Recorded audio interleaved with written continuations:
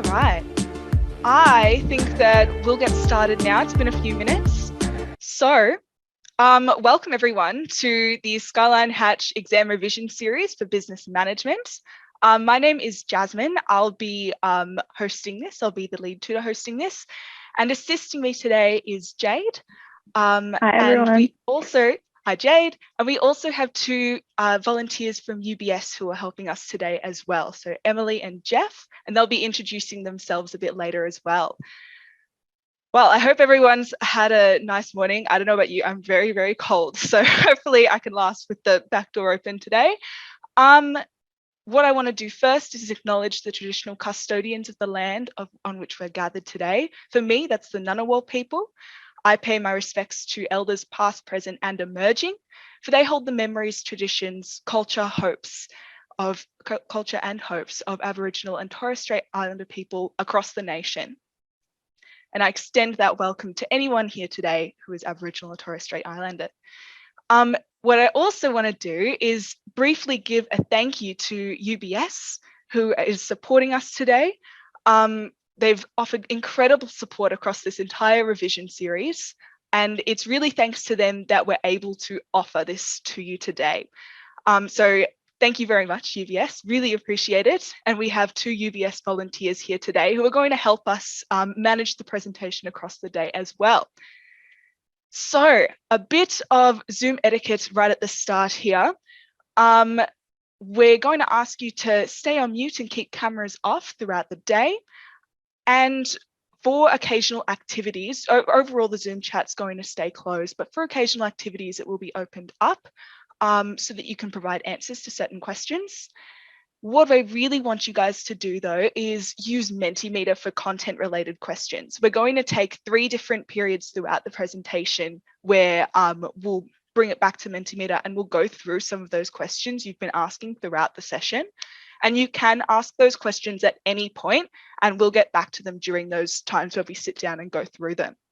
So I'll give you guys the chance to go onto menti.com and put in that code there on the side.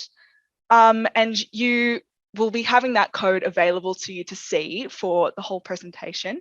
But it's just a good opportunity to set it up now and then we'll get started. I'll give you a minute or so to do that one. And let's go. And if there are any issues, guys, you are welcome to send me a message and let me know. I feel like you can't do a Zoom without some sort of technological issue.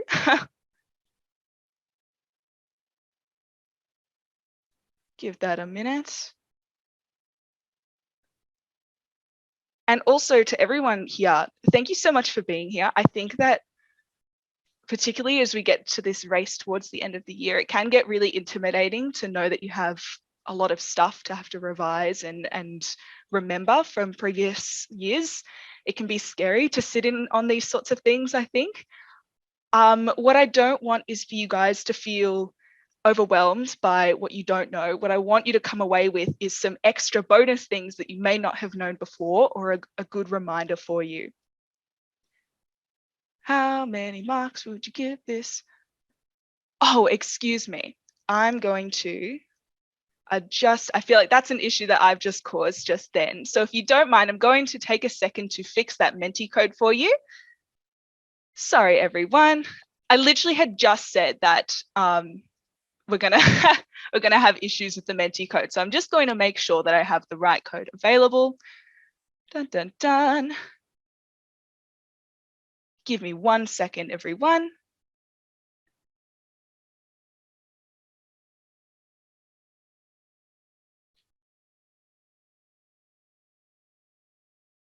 The Menti code that you should be seeing is the one that says, ask me anything. It's a Q&A.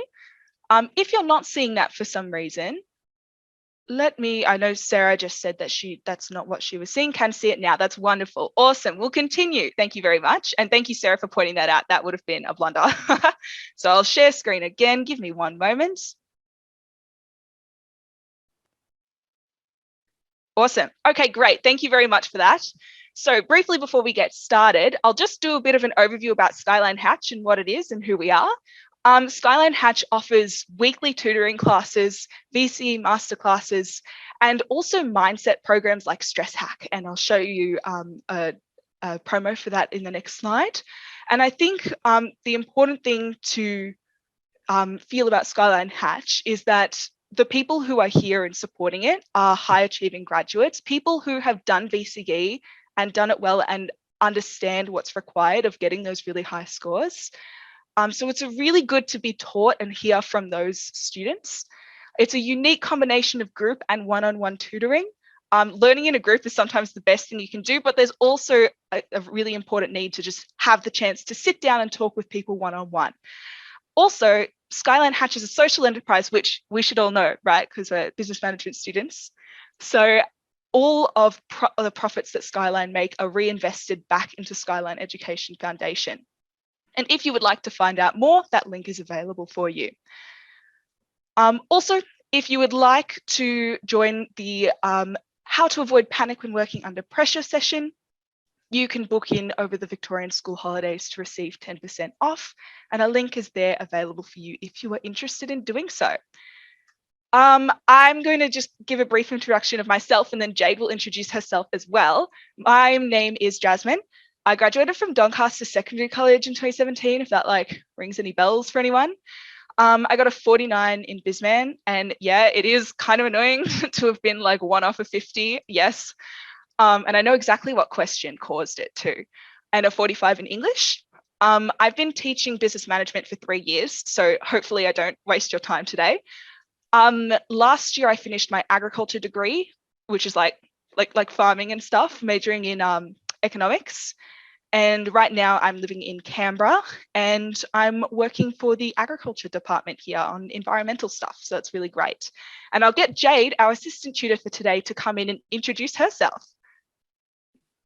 Hi everyone, I'm Jade. I graduated from Geelong High School last year in 2020. So I definitely know what you're all going through. I've been through it as well. I was a part of the Skyline program last year and the year before. I got a 39 in business management. Oh, we might have lost your sound there, Jade.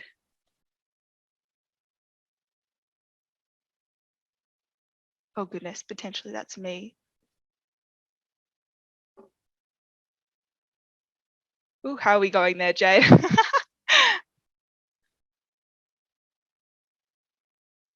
That's all right. We'll give her a second. Jade is wonderful. I've been working with her for a bit in the lead up to this. And she's going to be taking parts of this presentation and going through it with you. And she was also a 2020 student, so I feel like she'd have a better idea about how to cope in year 12 with all the lockdown stuff than I would. I escaped that. What I'll also do is briefly, hi Jade, sorry. Can you hear me now? Would you like, yes, that's all working. Would you like to finish introducing? Back to me. I am studying a Bachelor of Health and Physical Education at Deakin. So that is high school teaching. So looking forward to that. I also have a third teaching area of maths. So awesome. Yeah. Did you say maths? Yeah. Oh, ew. I respect you for that. All right. And I'd also like to welcome our UBS volunteers, Jeff Brown and Emily Whelan, and I'll get them to just give an introduction for themselves as well. Jeff, if you wanted to, Emily, if you wanted to introduce yourself first. Sure. Hi, everyone. My name is Emily and I work at UBS.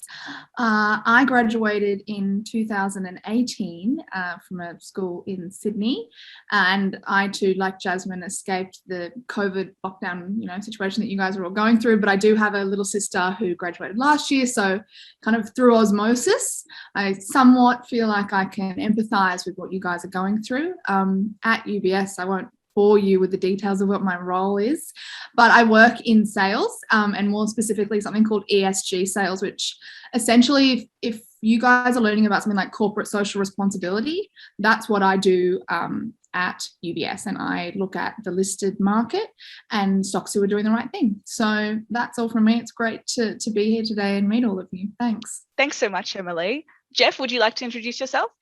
Yeah, hey everyone, I'm Jeff. I now feel very old because I graduated in 2016. So I'm yeah, nearly 5 years at UBS, probably on track for long service leave at some point. I thought maybe I'd also just give a bit of an overview. Very much like Emily, my role is a global analyst for asset management. So I look at companies all across the world, and also crucially, we have a big sustainability core to that. So a lot of the stuff we're talking about today with CSR, with scope 1, 2, and 3 emissions going on in the world, I look at that every day in the context of how well a business is performing and factor that into our investment portfolios. And even last night, we had a call over in Zurich about how this is going to continue to take pace in the next couple of years. So very exciting space, and hopefully I can shed some industry examples back into everything going on today. And Emily and I are just very grateful to be here. It's always a tough time in the lead up to year 12, regardless of the situation. And we very much know what you're going through. So just reach out to us for any questions as well as you go through. Thanks so much, Jeff. And if you guys have any non-content related questions, anything to do with like university or career stuff, I think all three of us, Jeff, Emily, and myself, have all started our careers. So you're more than welcome to drop in those questions as well. And before we get started on content, what I'm going to get you guys to do, and if you've done any of the other subjects in this series yet, you'll know what I'm talking about. We're going to do a confidence rating for how you feel about the business management exam. So I'm going to quickly pop out of this one and pop the question up on Menti. So if you give me a moment. All right, and let me know if this doesn't work. I'm not a frequent user of Menti, so potentially I'm doing everything wrong. Okay, awesome. Okay, it's good to see the numbers are actually coming up on screen. That's good. This is honestly better than I was expecting. I feel like in September, there's always that fear of like, I'm going to have nothing. Menti isn't working. So I'm so sorry about that, Jamie. Jamie, if you do have any questions throughout this session, you're welcome to just send them straight to me if your Menti isn't working, and I'll make sure I answer those ones for you if that works. No worries. Oh, good. Oh my God, this is so much better than I was expecting, guys. I was really worried that we'd be right towards the 1 to 2 zone. So this is excellent news. What we want is by the end of this session, this number will hopefully be higher for you guys, hopefully. So I'm going to pop out of this one first, and thank you everyone for participating in that.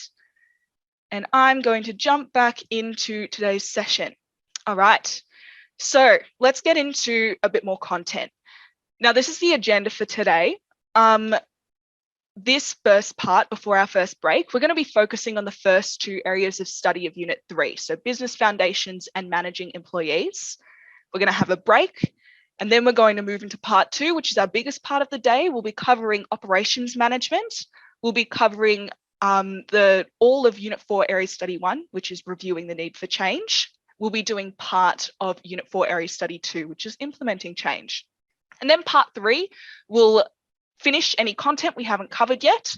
We'll be doing a quiz on Menti, and we'll also have a chunk of time dedicated to going through those questions that you've been putting into Menti. And then we'll have exam strategy discussion at the very end, which I think is probably one of the most important parts of this presentation. Okay, what I want to flag before we get into content as well is with any subject, there's always going to be some variation that's taught across different schools. You'll always be taught slightly different topics in a different way. I just want to highlight that I'm speaking from a position now from VCAR. I think like I teach you things that are from VCAR exam reports and other things, and I'll try and always back myself up with evidence for what I'm saying, which you'll see as we'll go through the presentation. So if there are any points where you feel concerned that maybe something that I'm saying is different to what you've been taught at school, I recommend that you ask a question and let me know that you have that concern, and we can discuss it, because potentially there might be something worth bringing up there. So it'd be really valuable if you could do that. All right, actual stuff now. Business management consists of 5 areas of study spread across 2 units. All 5 of these areas of study are examinable, and so we need to know all of the topics within each of these areas of study.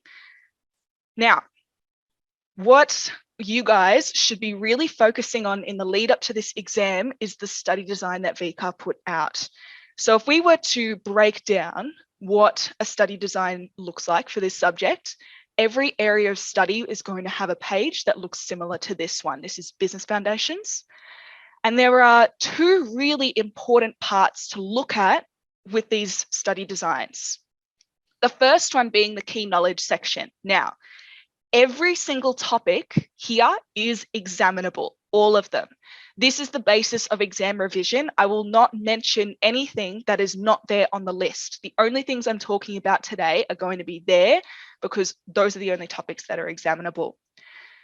And the other part is our key skills section. And this is really, really important because these constitute our task words. And if you've ever done a business management question, which hopefully you have by September, a task word is essentially the word that's put with the question. So define would be a task word, explain would be a task word.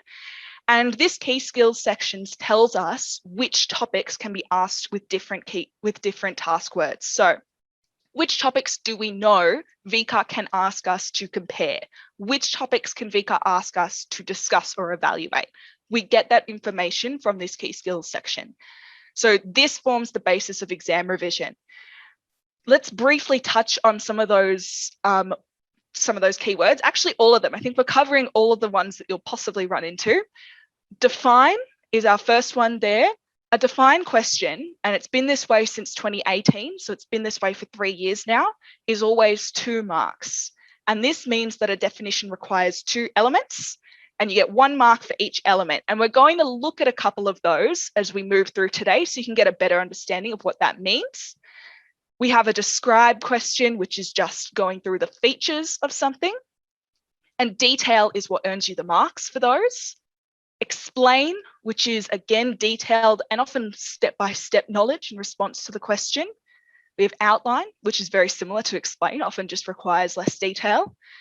And we have propose and suggest, and also identify. Now, these 3 task words, a definition isn't necessarily required, but I always recommend that you put a definition. And that's because in 2017, for example, VCAR did expect students to provide a definition for propose, suggest, and identify.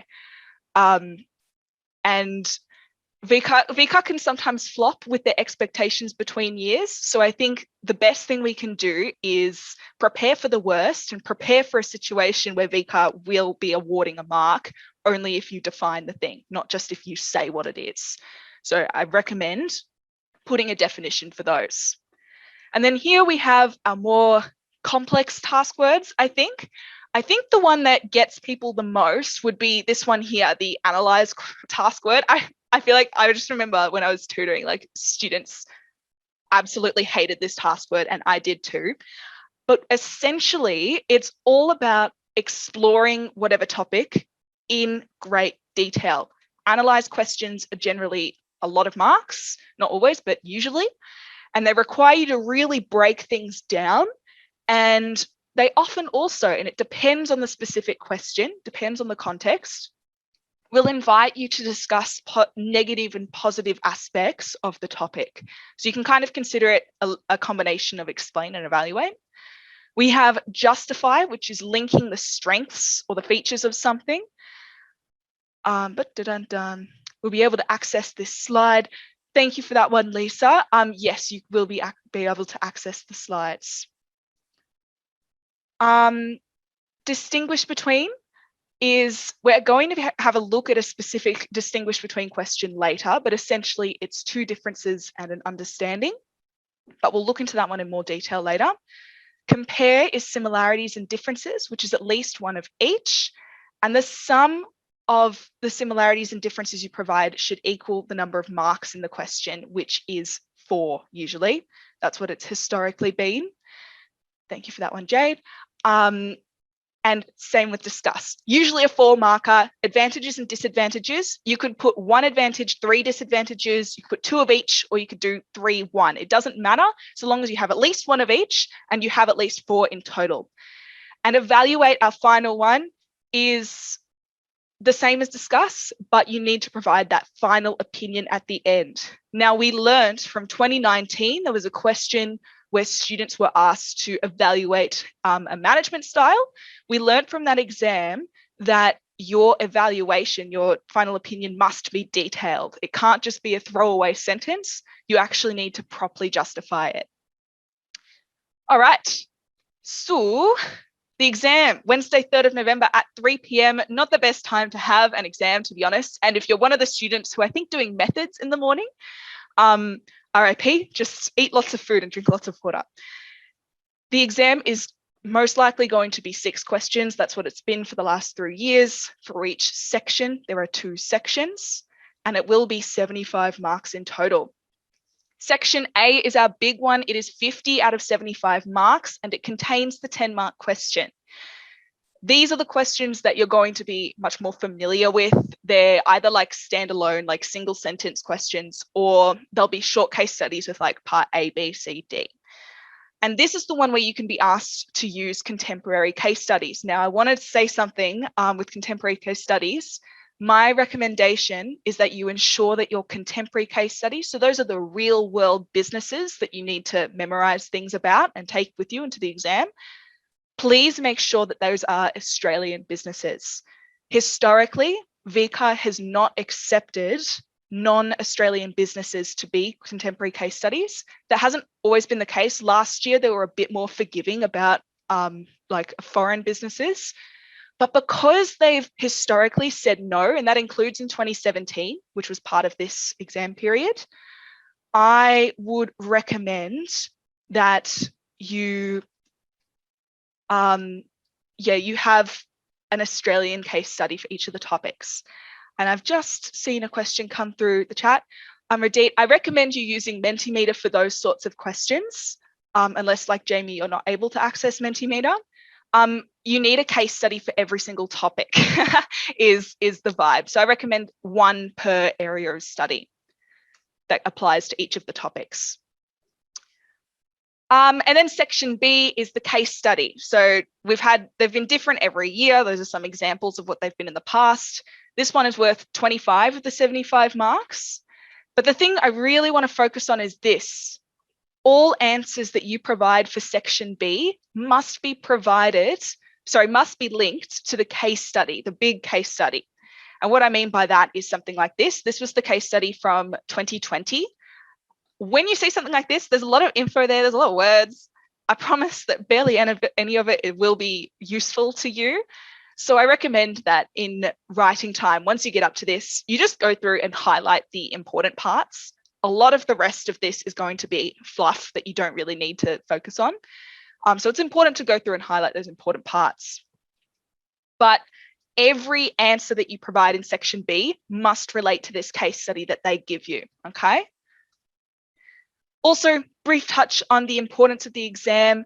The exam is the equalizer of all schools doing business management, which essentially means because you all do different SACs, there's a chance that your school might have had a SAC that had easier questions than another school's SAC.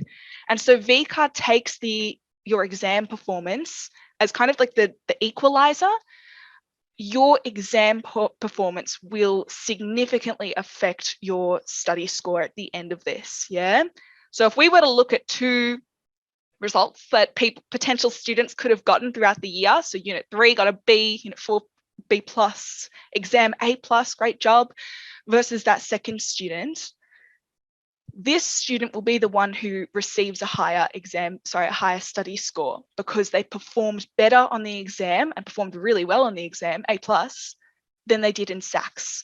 Because in VCE, a high exam score will pull your score up, whereas a low exam score is going to pull it down. And I'm showing you this just to really emphasize the importance of studying for this exam. It's just like, it's one of those things where it's one day, it's like 2 hours and 15 minutes, but you need to write your heart out for that 2 hours. All right, now to get into some actual content. First of all, business foundations.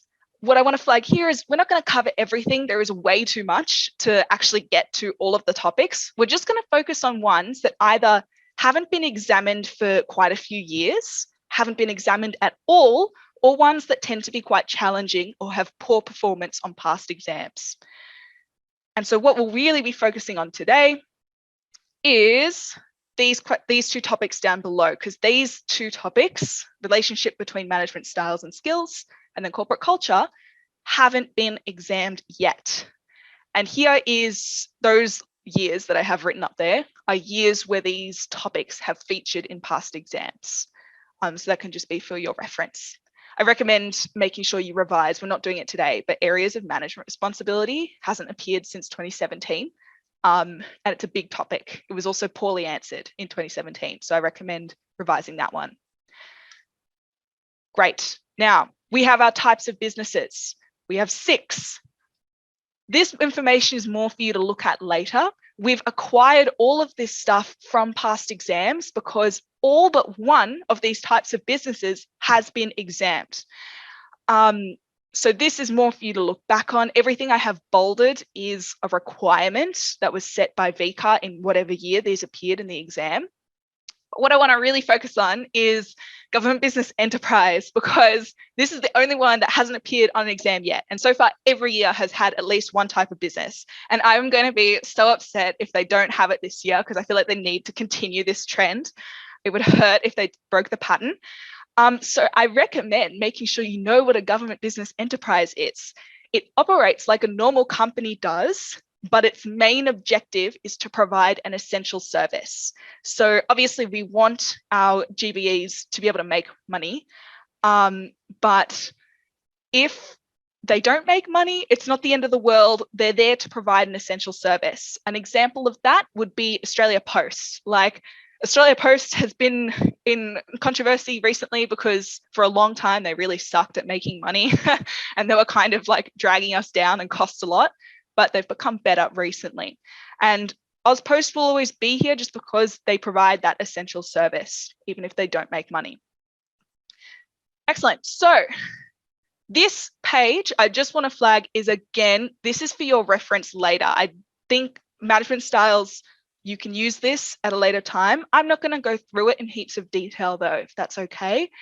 But if you have any questions to do with it, absolutely welcome to ask. The one thing I will flag is for consultative management, make sure you remember that it's the manager who makes the final decision here. Yeah, the employees can offer opinions and ideas, but ultimately it's the manager still making the final call.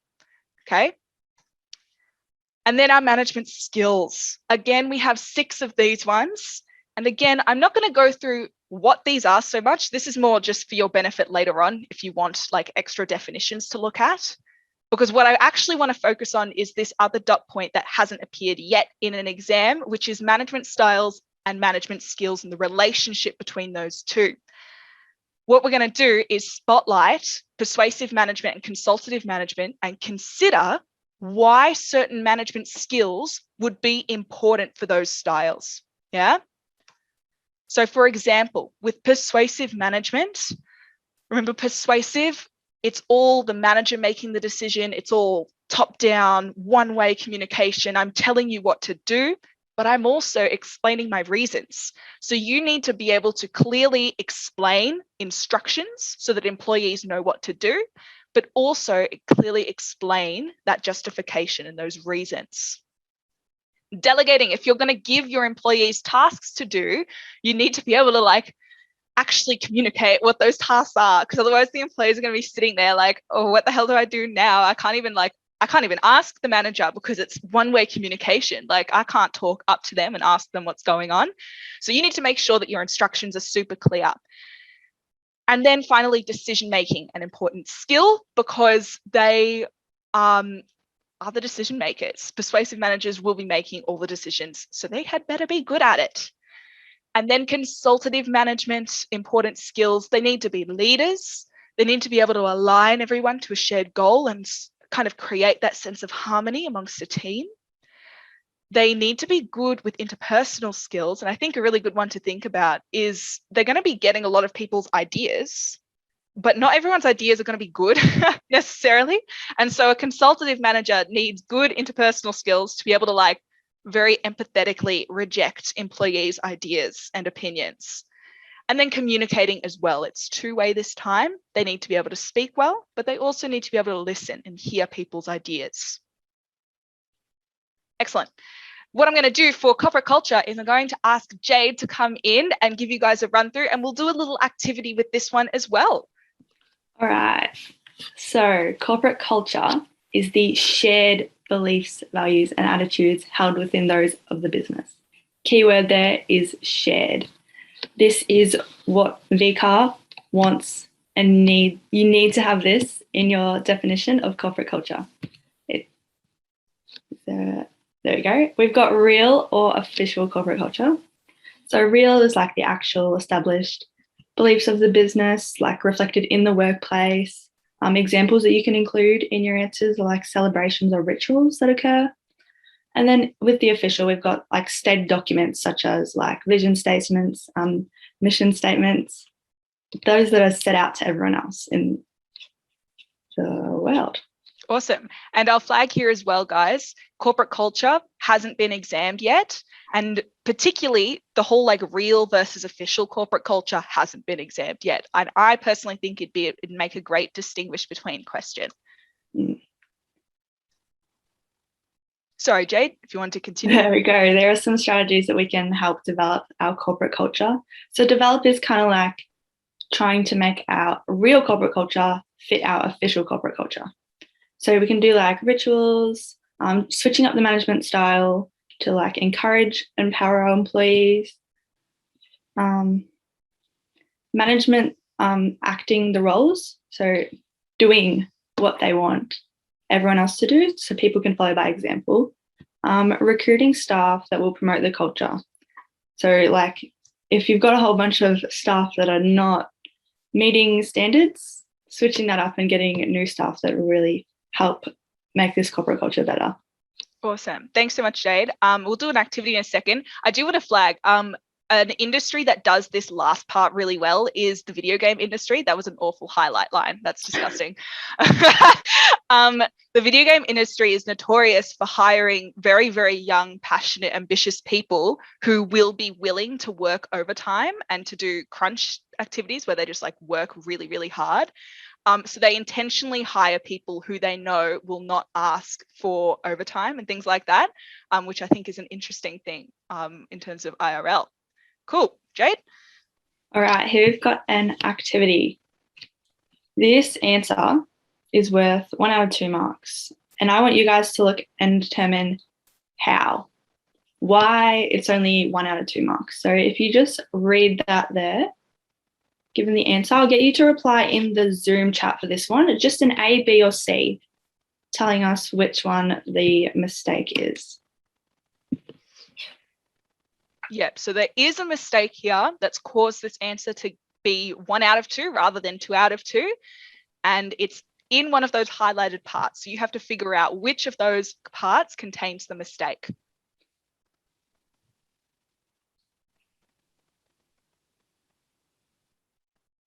We have a C from Beyonce. We have another C. Oh my gosh, they're pouring in. Lots of C's.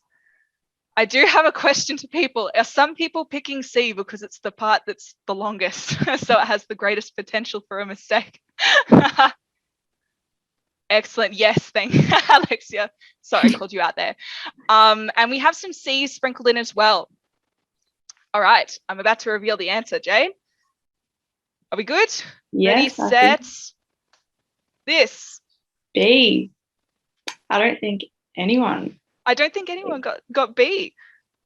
Okay, let's look into why. Oops, sorry. There we go. There we go. Yeah, as it says there, it's just an example of a ritual and you need to identify the strategy that's being used. Yeah, so be really careful with this one. If you're going to suggest rituals as a strategy, if you don't use the word ritual, we can't give you the mark. Yeah, this is just an example of a ritual. Because we don't know what you're trying to get at. Yeah, exactly. Does everyone get that one? Does that make sense? If anyone wants to put in the chat why they might have thought it was A or C, that would be great, because potentially we could explain why that wasn't the case. But let me know, lots of people seem to be understanding. That's great. I'm glad we got that one. All right.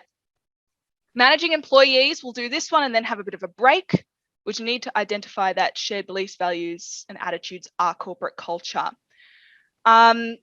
I think for a 2 marker, it's not as important. That question did do it.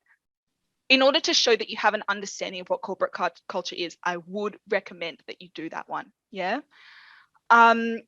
Managing employees, bigger topic this time round. This is just like all of these have different strategies within them. I've only put out the main topic headings. And with this topic as well, that top one, the relationship between managing employees and business objectives, hasn't appeared on an exam yet. And if you look at the 2020 exam, you'll notice that there is a question, and Jade would have done this question last year, that asks you to explain the relationship between operations management and business objectives. So there's every chance they could ask a very similar thing, but in relation to managing employees instead. And also we have a topic that hasn't appeared since 2017. So we'll have a look at dispute resolution in detail as well. Our key skills for this area of study, let's briefly touch on them. Define, describe, and apply applies to every topic in this entire exam, like in this entire study design. So always know how to describe everything. We need case studies for everything. That's also a standard thing across the entire study design.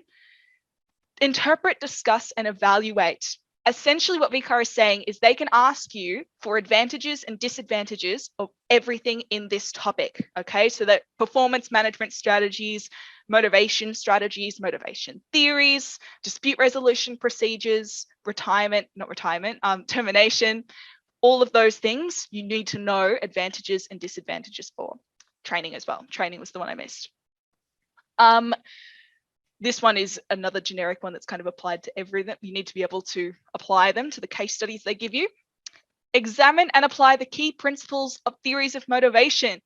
Our theories of motivation being Maslow's hierarchy of needs, Locke and Latham's goal setting theory, and Lawrence and Noria's 4-drive theory. And the last couple here, compare and evaluate strategies for motivation and training. You need to be able to compare motivation strategies and our 2 forms of training, and also provide advantages and disadvantages to them. And lastly, propose and justify strategies. And again, that could mean anything. For example, performance management. Managing employees and objectives, we're going to briefly go through this one. Essentially, when you are able to effectively manage your employees, you kind of get 2 immediate benefits. So the first one being that your employees will hopefully be really motivated. And if we remember, motivation is a willingness to invest energy into your job tasks. So if you have motivated employees, you essentially have hardworking employees.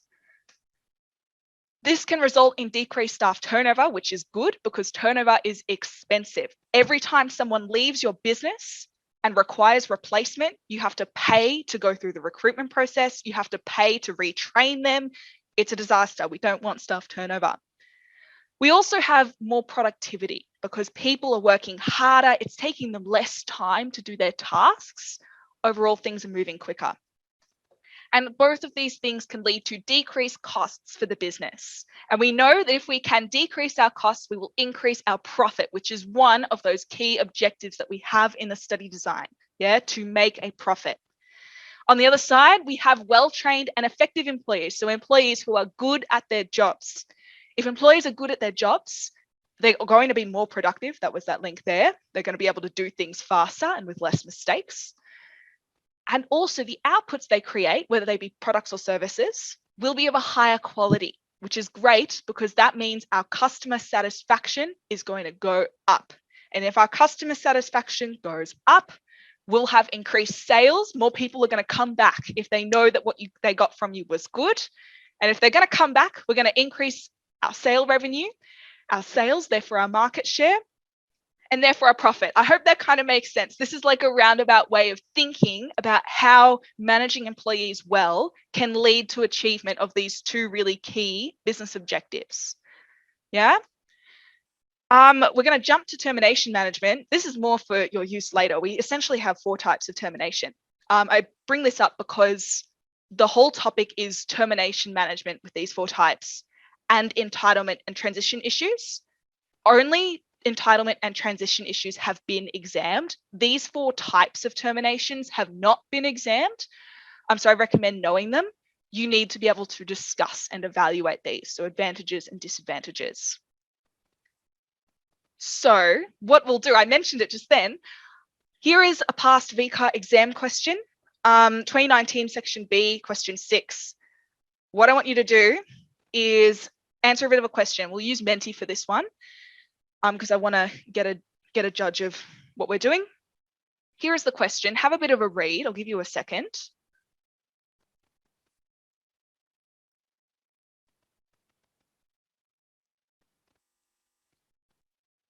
That first paragraph is a really like summarized part of the section B case study of that year. What I want you to do is this activity, and the question is still there. You can still read the question. I'm going to give you about 3 minutes for it. This is called marking the answer.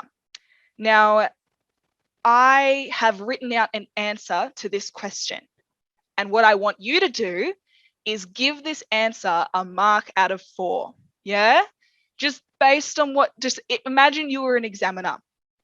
What would you mark this out of 4? I want you to write down what you would mark it, and then we'll come into Mentimeter and I'll get all of you to put down what you would have marked it. So we can get a judge of what we're feeling overall as a group. And then I'll tell you what an examiner would have marked this answer. Okay, so from an examiner's perspective. Does that make sense to everyone? So just have a read of the answer and give it a mark out of 4.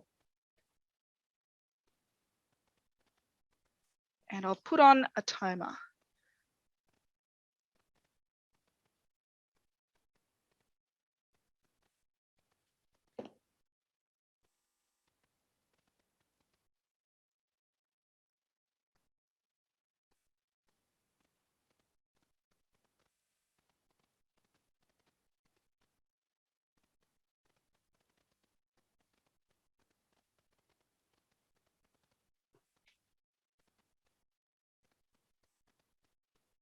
Does VCAR award half marks? Asked Jamie. No, they don't. It's only full marks. Sorry, I should have been more clear. Only full marks.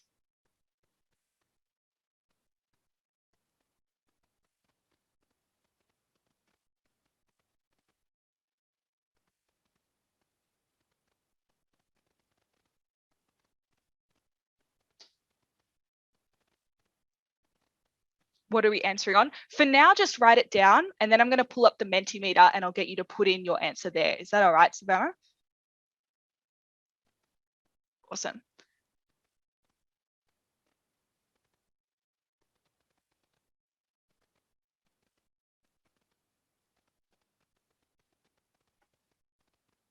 I'll give you guys 40 or so more seconds, and then we'll pop over to Menti. Even if you're not 100% sure, just chuck down a number.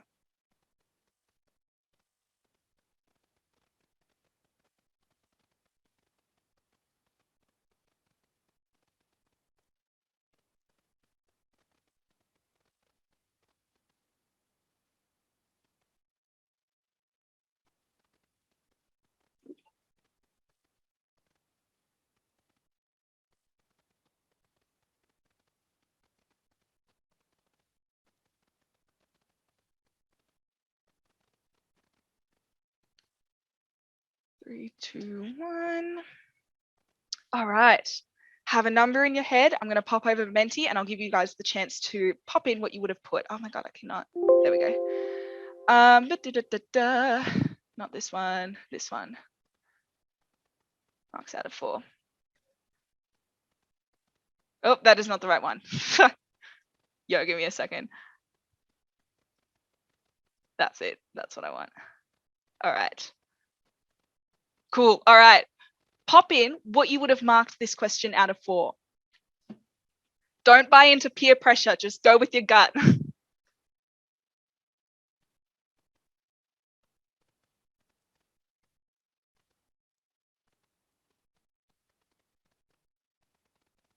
Rightio. that seems like the majority of answers have come through. Are we feeling okay with that one? All right. Now, stopping sharing this one here and popping back into the slides. I don't know if you saw the answer. This is a 2 out of 4, and I'm actually really happy. I'm not sharing screen, I think. Give me a second. Yo. Wonderful. So I'm really happy with that one, guys. A lot of you seem to get that 2 out of 4. Very happy.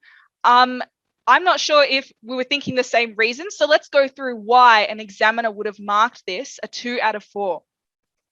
And hopefully they didn't define anything, surely. Okay, I'm actually glad. Thank you. Drop in your reasons for why you think this is the case. For this question, that should be 4 marks instead of 5 marks that it says there. That's my bad. This question, the emphasis wasn't really on the definitions. I'm glad that you all assume that like you need to be putting definitions. That's a good assumption to have. It isn't necessarily the case though that you need to do it to get the marks. They said redundant, then they said retrenchment. They gave more than one. Oh, I would like to call out NOR for they gave more than one entitlement issue. That's kind of what I was looking for. Okay.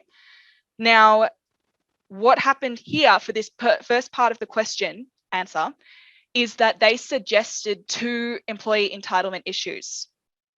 Now, when that happens, when you go and answer 2 things when the question's only asking for 1, okay?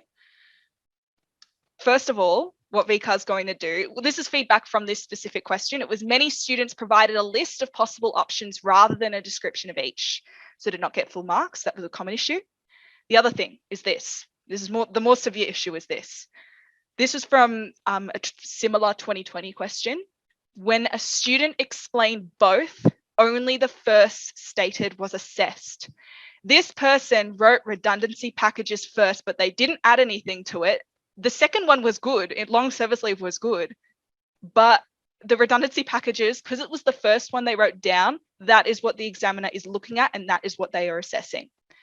And that's why you have to be so careful when you answer these questions. If it says 1, as soon as you add a second one, you're potentially putting yourself in danger to be losing marks, okay? And I just want to acknowledge the concerns a lot of you have about definitions. Again, definitions are not necessarily required, particularly for ones like this, where the emphasis isn't on retirement, on redundancy. It's more on the entitlement issue and the transition issue. So there's not a lot of space there to be awarded marks for defining redundancy. As long as you show an understanding of what redundancy is, which they do in the second part of this answer, then you'll be fine. This person clearly knows what they're talking about. They clearly understand that this is redundancy, and so they get away with it. And so that for this part, therefore, 0 out of 2. This second part was good. We clearly identified one issue and we added enough detail to satisfy the describe word. The one thing I want to flag with this, we'll cover this and one more question and then we'll go into break, is that you'll notice that a lot of people got 0 out of 4 for this question, a whole third of the state. And VCAR pointed out that many students left this question blank, which indicated time management issues. This being section B, question 6, was the final question of the exam. And it really highlights that for a lot of people, the issue is that they may know the stuff, but they're not able to actually finish the exam and get to these questions. And it really highlights the importance of writing fast and making sure you get to the end of it. And also make sure that in section B, your answer references the case study. So quote, students had to describe both with the reference to the case study for full marks. All right. Dispute resolution is the last thing we'll cover today before the break. Now we have 3 dispute resolution procedures that are included on the study design. I note at the bottom that sometimes students are taught something called conciliation, just so you know, that's not on the study design, so it's not examinable. Now this topic up here, grievance procedures, is yet to appear on the exam. So I recommend you know what a grievance procedure is. And my suggestion is there are 2 key elements. 1, a grievance procedure is a step-by-step process. And 2, the purpose of a grievance procedure is to resolve a dispute. I think the steps involved aren't as like clear cut. I think everyone kind of learns slightly different ones. I don't really mind so long as you have the overall understanding of what a grievance procedure is. And then these two, mediation, arbitration, have not appeared since 2017. And I think that there's a lot of potential for a good question. This question was the one that appeared in 2017. Distinguish between mediation and arbitration as a means of dispute resolution.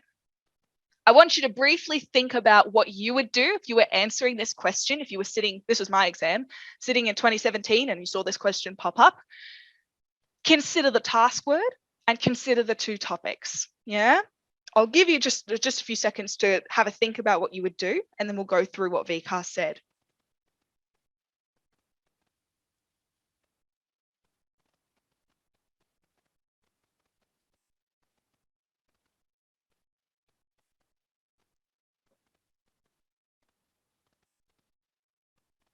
All right, like I said, just a few seconds to kind of absorb the question. Now, this question, I think, was answered quite poorly. It was, again, a third of the state got 0 out of 3. And a lot of the issues were with understanding what distinguish between means. What you had to do, there were two things. I'm messing up my thing. Two things. You had to show a clear understanding of the two topics, mediation and arbitration, and then also state the differences between them. And the key thing here is differences. You need more than one for a distinguish between question. You cannot just have one difference. I know that I would have lost a mark for this question in 2017. I only gave one difference. And then to show that clear understanding of both, all you need is a definition. Low scoring responses focus on the similarities. You do not need to give similarities for a distinguish between question. Differences only. The only time, by the way, that distinguish between has appeared on an exam was this question in 2017. You just wrote two definitions without actually identifying the differences. Can't really get points for distinguish between. Another thing, the mediator does not listen to the disputing parties. They facilitate the discussion between the disputing parties. If you were to write listens, you would not get the mark for being able to identify what mediation is. And then some people also said the Fair Work Commission was only involved in arbitration, which isn't true because the Fair Work Commission can also send officers to be mediators. And this was the chosen sample response VCAR provided in the exam report. We can see that they gave a really clear understanding of both of those procedures, mediation, arbitration. They had their first difference really clearly identified, and it was who makes the decision. And then they did a second paragraph where they explained a second difference. And so 1, 2, 3 marks, 3 out of 3, they would have got 3 out of 3 for that question. We are at 10:55. We've run slightly over time, I think. And I think we might do 2 minutes of Mentimeter questions and then I'll send you guys on break. Is that all right? So, dun, dun, dun, dun. So 2 minutes of questions, and then we'll have a longer time in the final part dedicated to it. Oh God, excuse me. I feel like such a loser when I use Zoom. It's been so long since I've used Zoom regularly. All right, here it is. That's what I want. So 2 minutes of questions. In the exam, how did you tackle the 10 marker? I typically leave it for last. However, with practice, I find doing so leaves me with no time to finish it. I think that you should always leave yourself 20 minutes to do the 10 marker. For me, I used to run through and do the exam like just in order. So when I got to the 10 marker, I would just do the 10 marker. Everyone has their own way of doing it though. Actually, Jade, how did you do the 10 marker for your year? From what I remember, I actually really liked the topic that the 10 marker was on. So I was like excited to do that. So I think I did that one like pretty early on. I think how I tackled my exam, I kind of like looked through it and was like, which questions do I know, like 100% going to do it? Did all those first. Then I went to the 10 marker, did that one, and then went back over through the other parts. Awesome. Jay just like straight up quoted from like the exam strategy slides at the end of it where I'm like, do the ones you know first. So thank you, Jade, for illustrating that. I probably got the idea from your session last year. Did you attend it? Yeah, I did. Oh my God, I didn't know that. That's so funny. Yes, so with the 10 marker, I think the golden rule is leave yourself 20 minutes, which is a bit more than you would do for other questions, like in terms of minutes per mark. But it gives you enough time to really think about it and break it down. And that's again why writing fast is really important. So I apologize that we've only really had the chance to go through one question, but I'm going to send you guys on break now. We'll come back 10 minutes from now, which is going to be 11:07, which is just a disgusting time. I'm sorry. And then we'll bring it back. So I'm going to set a 10-minute timer. Sorry, 11:08 now. And I'll see you guys in 10 minutes. Yeah. Thank you so much. And I'm going to set this up properly. This is going to work. Okay, please work. Cool. Hi everyone, my name is Jeff Brown. I'm a credit analyst in asset management covering Asia Pacific. The highlight of my career would potentially have been giving a presentation on UBS TV to Switzerland with a Star Wars figurine while discussing the role of technology in Australia. I think my pathway to UBS was quite interesting. I came not only from a finance and economics background, but I also had physics and earth science. If I was to give myself some advice back in year 12, it would be two things. Firstly, if you do have free time and you're getting a bit bored, try and think to yourself, perhaps even the next exercise could be one of the marks in my final exam. So every little cent counts. The second one would be love yourself, back yourself. It's probably in the back of your brain somewhere. You don't have to overstress it. You'll be okay.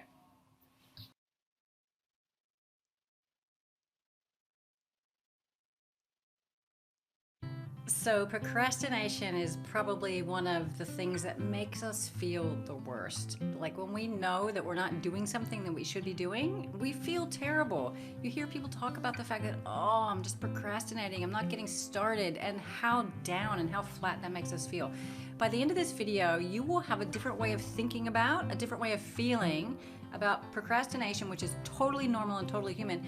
But when you think about it from this angle, it changes your relationship to it. So really important to remember is that fact that procrastination is actually totally human. We all do it, and getting awareness of what's going on in our head when we're doing it can really help us to have some agency in how we deal with it. So if you think about it, it's not actually the procrastination itself that makes us feel bad. It's actually the fact that we beat ourselves up for procrastinating that makes us feel bad. We are all human, we all procrastinate. It's the degree to which we punish ourselves for procrastinating that has us feel horrible. And when this happens, we kind of redirect our attention to procrastinating and how bad we are for procrastinating, and we actually lose sight of the thing that we should be working on. In many ways, we self-sabotage. Like, we get so focused on beating ourselves up for procrastinating that we literally spend that energy and don't give it to the thing that we actually need to be doing. And unfortunately, once we go down that negative path, our minds are kind of hardwired to loop in that negativity, which completely distracts us from what we should be doing. And so we actually send ourselves down a path where we actually don't get the results that we want. What I would love you to leave this with is that if you can acknowledge this mechanism and how this plays out in your life, literally, that just having that self-awareness can shift your relationship for how this works out in your life. Because when you can see that you're focusing on the fact that you're procrastinating, which is distracting you from what you should really be doing, something shifts there. I really hope this helps. Let me know.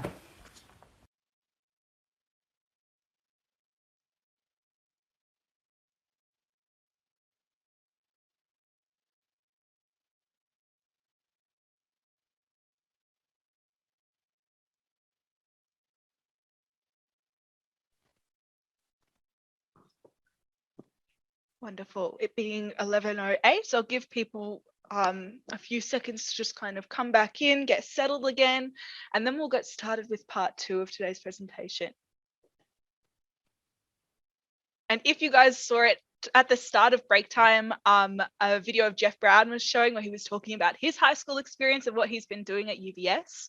So that was really wonderful to hear.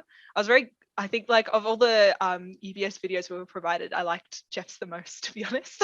So I was glad that he was like here in this presentation today. So thank you for that one. No worries. It's a bit embarrassing, Desmond, but happy to provide. There's nothing worse than filming yourself talking to no one. Literally nothing worse. All right.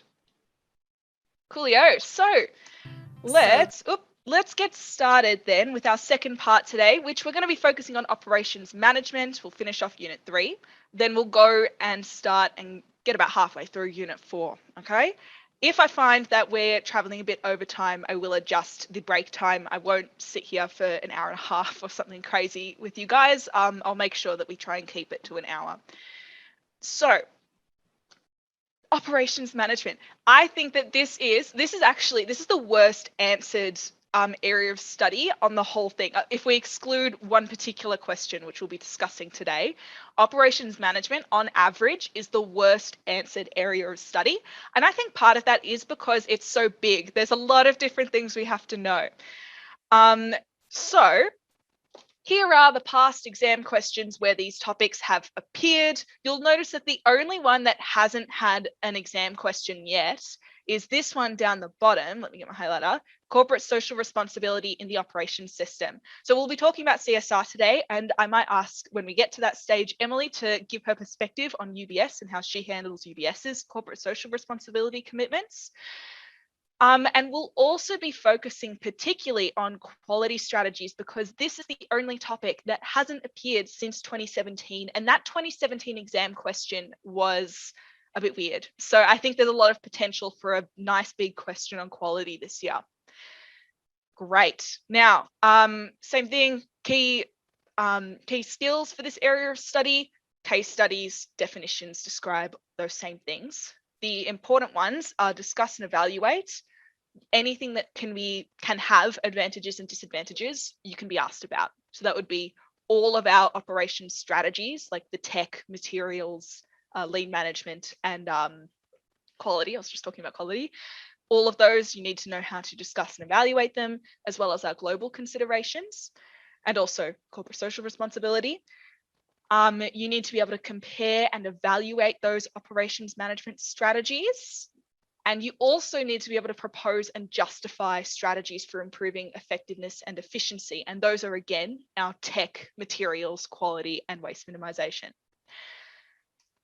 Now, key elements of operations. I think this is like appears at the very top of this area of study. And I feel like most of us are confident in answering what these are.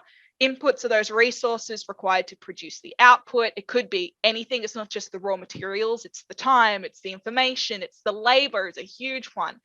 It's the facilities, it's the capital, anything that's required to make that output.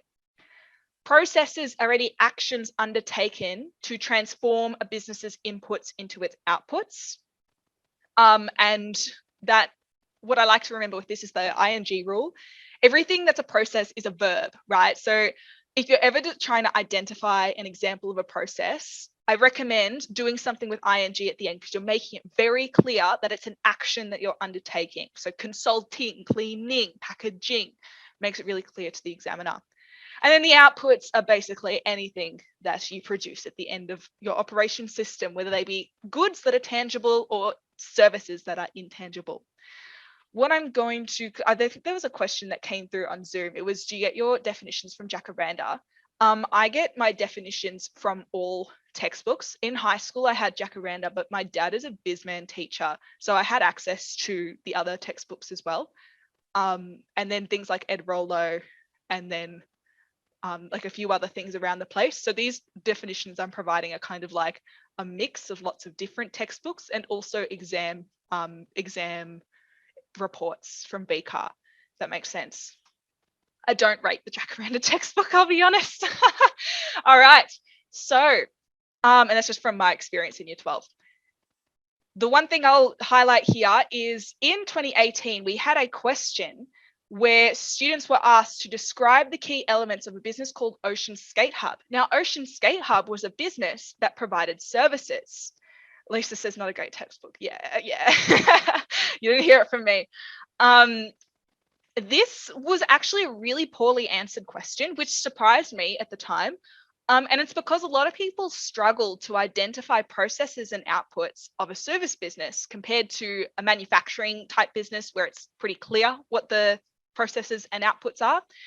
And so let's talk about what a doctor's office would look like in this context. The inputs would be things like the doctor, the nursing staff, all the medical equipment, the office itself. You can consider the education the doctor went for to be an input, really. The energy to run the building, all of those things. Now, one process could be the doctor and the patient sitting down and the doctor delivering a medical diagnosis. So that delivering of it is the service they are providing the customer, and well, one of the services. And then the output at the end is that medical diagnosis for that person. So it's simultaneously like the process of delivering it. Yeah, delivering that medical diagnosis is the process in question, and then the output is the diagnosis itself. So that's kind of how we treat these key elements of operations from a service business point of view. Now, I'm going to talk a little bit about CSR, and then I'll invite I'll invite Emily to speak a bit about what this means for UBS. When it comes to defining CSR, there are two elements that we need to include, and these two elements came from 2018 when students were asked to define CSR. First of all, you need to highlight that CSR means, quote, going beyond the legal requirements or anything in that realm. So I used exceed legal requirements. You just need to highlight that at some point. And you also need to provide, quote, some indication of context in which such considerations arise. And that's VCAR speak for things like the environment, the economy, the community, society, anything like that. Those are the contexts. That makes sense. So Emily, just like from the perspective of like an actual real business, why do you think corporate social responsibility is so important? That's a really good question, Jasmine. I think for an actual real life business, something like CSR is important because your customers, your employees, or your stakeholders no longer just accept that you're doing things like not breaking the law or abiding by legal requirements. Because we are a civilized society and because we are a consistently evolving society, we want businesses to be doing the best they can. And we want businesses to be giving back. And that's not just to say like charity or philanthropy, which is a part of CSR, but also say if you're a company that operates on land, and in order to operate on that land, you might need to cut down those trees. Something that you might do in the space of CSR is you might plant trees elsewhere to kind of net out the impact you're having. And so I think the drive has really come from stakeholders and what they're looking for. And then now it's going into how a business operates and what their activities are. Awesome. Thank you so much, Emily. CSR is the norm essentially now in terms of the real world business world. Companies who don't kind of do these things, they're copping flack now and they're going to continue doing that in the future. A big thing for me is fast fashion. A lot of fast fashion companies are getting people coming at them from all sides, and hopefully that inspires change. Now, this is the topic that hasn't appeared on the exam yet, right? So key elements of operations and CSR considerations for each of them. Inputs. You could purchase green technology options. So you need to be clear, you're purchasing them. So therefore they are an input. You could also source your inputs from ethical companies. So companies that don't have negative environmental impacts, companies that treat their employees well with a lot of respect and pay them an adequate wage and all those things. And you can also buy from local suppliers, so Australian businesses, if you need to source your inputs. And this not only has the benefit of supporting the local community, it also helps reduce transport pollution because planes are huge in terms of carbon footprint. And if you're delivering things from overseas, you're adding a lot to your own carbon footprint. This helps reduce that. It's much better to get something delivered from up the road than it is to ship it all the way from like Europe or something.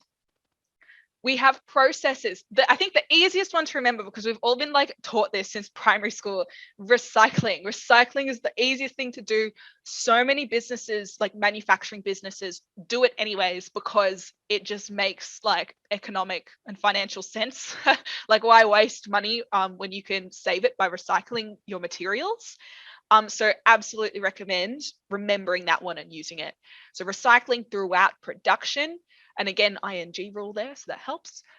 You could also use green energy throughout your production processes. And you could also keep your production processes in Australia, because that's again supporting the local community. And then our outputs, the easiest one to remember, and I recommend everyone gets this, is biodegradable packaging. This doesn't work for a service business, but manufacturing businesses, biodegradable packaging, bang, you reduce your environmental impact. So things like cardboard rather than plastic. Super, super good one to have. And remember, that topic not examined yet. One of the very, very few across the whole study design that hasn't appeared. Now we have our operation strategies. Now there's so many of these, I am not going to touch on all of them. We have our 4 tech strategies, 4 materials strategies, 3 quality strategies, and then we also have under waste minimization, the principles of lean management. A lot of these have been examined before. And the one thing I want to highlight is this. You need to understand these in the context of effectiveness and efficiency. So effectiveness being how well they can satisfy the customer and achieve the business's goals. So it's often related to quality. And efficiency being the rate of inputs compared to outputs. So making sure that you reduce waste is essentially the big part of efficiency. Now, often when VCAR asks questions to do with these operation strategies, they will ask it in the context of effectiveness and efficiency. So for example, in 2017, in part B, there was a question where students were asked to identify a material strategy, most did just in time or forecasting, identify the strategy and explain for 1 mark how it can improve effectiveness of the business, and then 2nd mark how it can improve efficiency of the business. Students were asked in 2018 to do the same thing with 3 principles of lean management.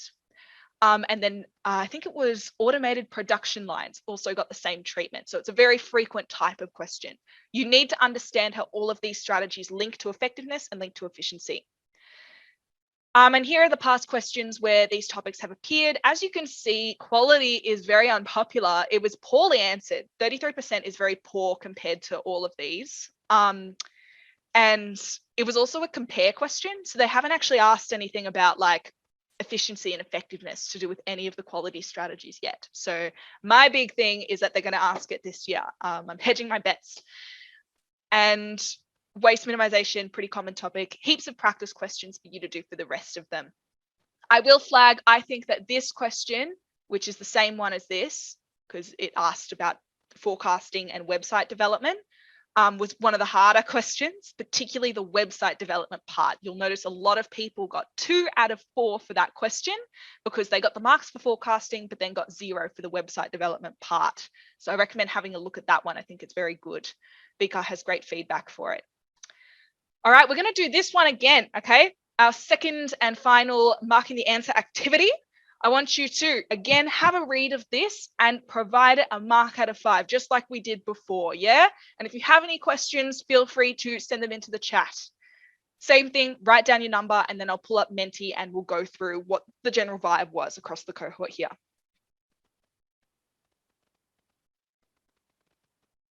And I will also put on a 2-minute timer. I'll let you guys know.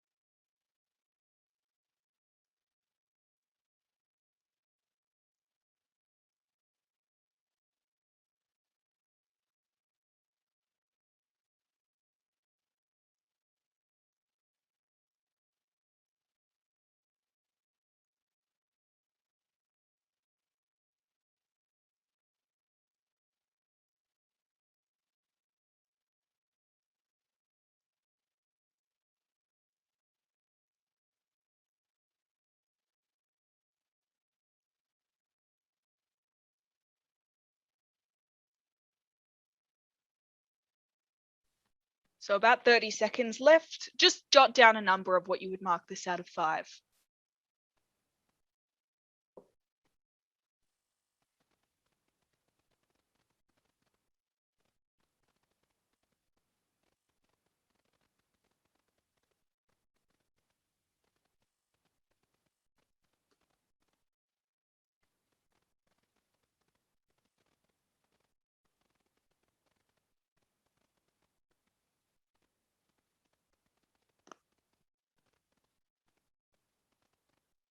All right, I hope we all did okay. Remember, just have a number. All good. Oh my God. Excuse me. I'm going to pull up Menti now. Dun, dun, dun. All right, and we'll get back to those Q&A sessions at a later time as well at the end of this session. All right. Thank you, those people who have already chucked in their marks. Go ahead, fill it up. Oh, there's a lot more like variation with this one compared to the last one.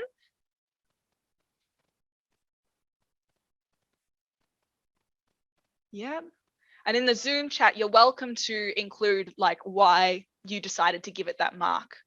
We can see if anyone hits the nail on the head.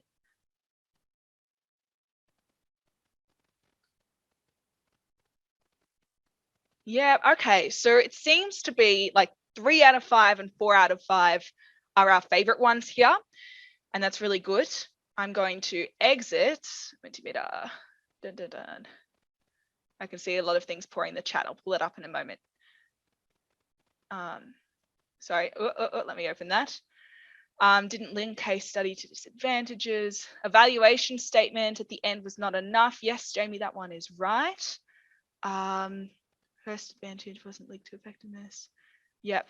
A lot of people have gotten one of those marks, which is the lack of detail in that final evaluation. This one is a 2 out of 5, okay? Now, the reason it's a 2 out of 5, let's go through. I think some people were mentioning that it wasn't linked well to a manufacturing business. I think the fact that it's talking about product is enough of an indication that you're talking about a manufacturing business. Because if it was a service business, it wouldn't be a product, it would be a service. So that one's okay in that aspect. But the issue is where we get to these advantages and disadvantages. And I think some people were getting this. They weren't linked or they weren't detailed enough. Also, someone just said, like, I'm glad that it was lower. Sorry, it was lower than I expected. I am glad for that. It's good to this kind of serves as like, I want to give you a taste about the level of detail you need in the exam. It's high. Yeah, there's high expectations when it comes to the exam. It's really difficult to get into that 4 out of 5, 5 out of 5 zone for any of these questions, because it does require you to compete with other people based on detail. So for this one, I just stuffed that up. There we go. This first advantage, it increases design accuracy. This person didn't explain, though, why this is an advantage. You need to give more information. For example, it could be that there's decreased waste because you're expending less physical resources trying to perfect the design. You're doing it in a software, so you're not actually wasting anything physical. You need to make sure that you link it to efficiency, effectiveness, or profit, or something like that really solidifies it as a clear advantage or disadvantage. And that's what this one does here.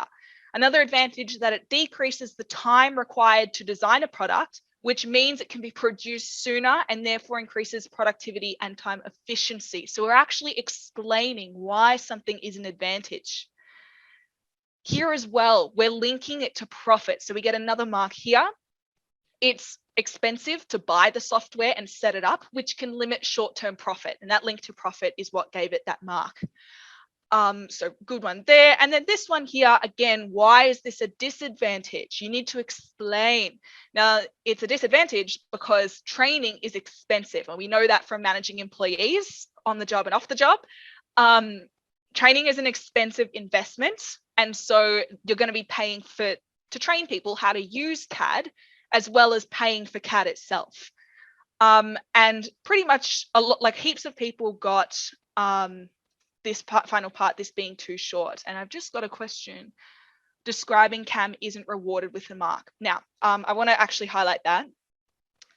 CAD with evaluation questions, and this comes from 2019, the opinion is worth a mark, Barsha, yes.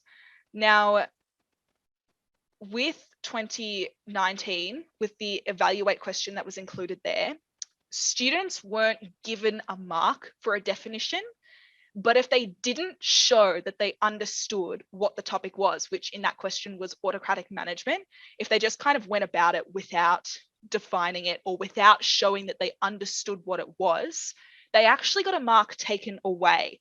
So really for evaluate questions like this 5 marker here, which is based on the structure of that 2019 evaluate question, you get 4 marks for the advantages and disadvantages. You could have two of each, 1, 3, 3, 1, doesn't matter, as long as you have at least 4.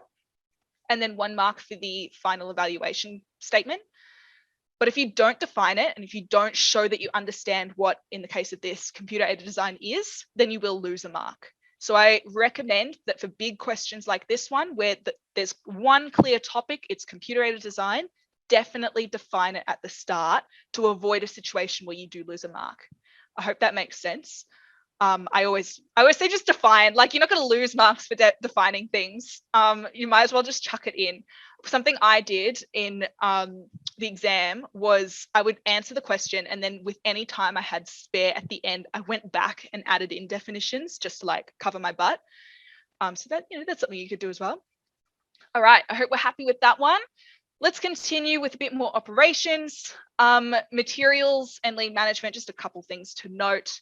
We have these 2 materials strategies, and I don't know if you feel the same, Jade. I think these are just the stupidest. I can't believe they were put on the study design. They're such a waste of time. But because VCA are telling us that we need to know it, we have to know it. Thank you, Jade, for agreeing. Materials requirement planning and master production schedule. What a waste of space on paper. Make sure you know what they are. I think that it's good to know a couple differences between them as well, in case a distinguish between question pops up, you never know, and understand how they link to effectiveness and efficiency. And there are some notes there for you. We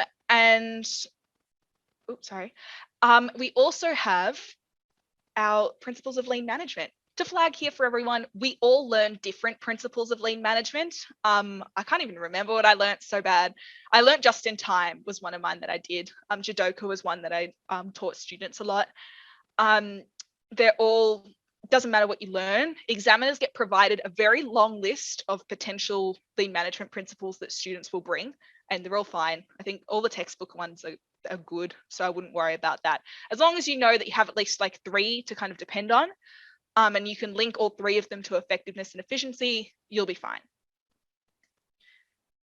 This is what I want to put particular spotlight on, our 3 quality strategies, the first 2 being control and assurance. So quality control, the checking of processes and services over production stages to ensure they meet predetermined standards of quality. We have 4 key steps to quality control. The first thing we do is we establish what our standards of quality are. And they're going to be different for every business. Some businesses, like luxury designer people, are going to have huge standards of quality. Whereas people who produce things like really cheaply, their standards of quality are going to be way lower. Yeah, so it just depends on the business. They will inspect the output. They will compare that inspection to those established quality standards. And if needed, they'll take corrective action. So they can fix the thing or they can throw it out.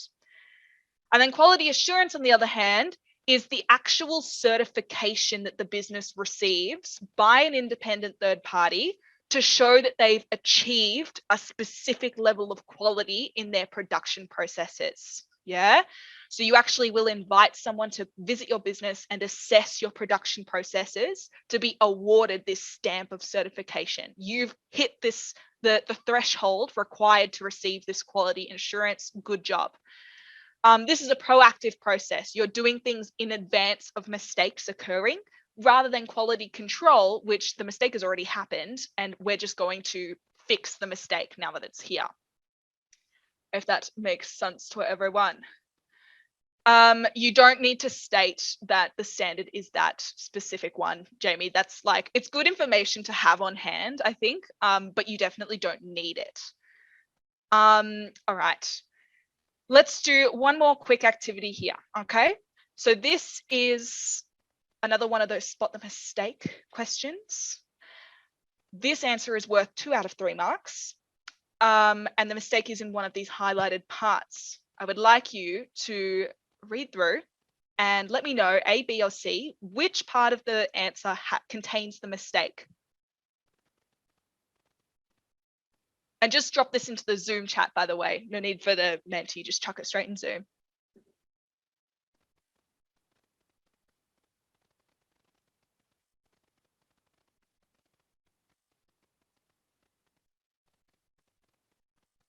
We have a B from Hanan. We have an A from Joshua. You guys were quick on it. Good job. B from Bella. Quite a few more Bs coming through. People who are saying B, could one of you tell me why? If you're confident doing that. We have a C. I feel like the majority of people are leaning towards B for this one, which, if I can set this up properly, is good. Oh, sorry, I keep getting those notifications. Adequate quality would be a benefit. Actually, you're right, Hanan. That's exactly, I think that's a really good way to express it. The issue here is in blue, to make sure that they are of an adequate quality that is fit for customers. This doesn't explain the important part of quality control, which is it's not adequate quality and it's not good quality or high quality. It's meeting those pre-established quality standards, because again, people might have really high quality standards, but others might have really low ones. It just depends on what type of business you are. You need to be specific. It has to be those pre-established quality standards. Hopefully that makes sense to everyone. And thank you for Hanan for getting that one right. And rather than a definition, yes, coolio. Total quality management is our last one. I think the really important thing to remember with TQM is this word holistic. It's a really good way to describe what TQM is. It's all about, it's our biggest one because it operates on 3 principles: continuous improvement, customer focus, and worker participation. It's all about this business-wide commitment to never staying the same. There are always ways that you can improve your quality, the quality of your processes at the business. There are always avenues to get better. It's a mindset in the sense, continuous improvement. We're never stopping trying to come up with new and better ways to do things. We're going to always come up with new ways. That next one there, customer focus. TQM has a really unique perspective on what a customer is. We have our external customers, which are the people we sell to, the people who like buy things. So like when I buy an iPhone, I'm an external customer of Apple. But we also have what are called internal customers. And what that means is if I do a job on something, and my job is to finish something halfway, like I'm on a manufacturing line or whatever, if it was a manufacturing business, and I do my stamp, I do my part. When it goes on to the next employee who then does their part, they are my internal customer. I'm giving it to the next person in line within the business. And the whole thing with customer focus is if you focus on doing your absolute best on your part of the job, and you pass it on to your next internal customer, and everyone does that, ultimately when it reaches the external customer, the final person who buys the product, it's going to be of an absolute maximized quality. And then we have worker participation, which I think is one of the best and most unique parts of this whole TQM thing. It's very much like a very participative and consultative type of strategy, because everyone at every level in the business is able to contribute their ideas. Japan was one of the first ones to really bring TQM into existence. They're really, I think some of you would have learnt as well, they were big on just in time. Toyota was the creator of just in time. And similarly, a lot of Japanese manufacturing businesses created total quality management, where the people on the ground doing the jobs, they have the knowledge. So if you go to them and you invite them to share their ideas and their experiences, they're going to be able to give you solutions to problems. They're going to be able to come up with ways to make things better. So that's TQM. It's a big topic. I recommend reviewing it quite well because, again, quality hasn't appeared since 2017, and it was a bit of a silly compare question that year. So there's a lot of potential to be unlocked. Lastly, we have global considerations. We have 4, only one of them has appeared on an exam. It was global sourcing of inputs last year, I think. Actually, Jade, you might want to correct me there. Was it global sourcing of inputs or was it overseas manufacturing? I don't remember. No, that's all good. That's all good. I'm pretty sure it was global sourcing of inputs. I think so, yeah. Yeah. The thing with this one is people get the names mixed up all the time. And honestly, that's on VCA for putting things that sound so similar. Like global sourcing of inputs and global outsourcing is just offensive, frankly, like how much of an overlap there is. I used to do this mark the answer with kids sometimes where I switched the names out and kids were like giving it like a 4 out of 5 or a 5 out of 5. And I was like, yikes, actually it's 0 because they identified the wrong global consideration in their answer. Make sure you have these all spread out in your brain nice and clear. Global sourcing of inputs is when you import things, you bring them into Australia and you make stuff here. An Australian business that does that is Jayco. Overseas manufacturing is when we make things overseas and then bring them here to sell. And this is probably like the most common thing that businesses do. It's expensive to make things in Australia. Global outsourcing is when we take non-production related business functions out of Australia.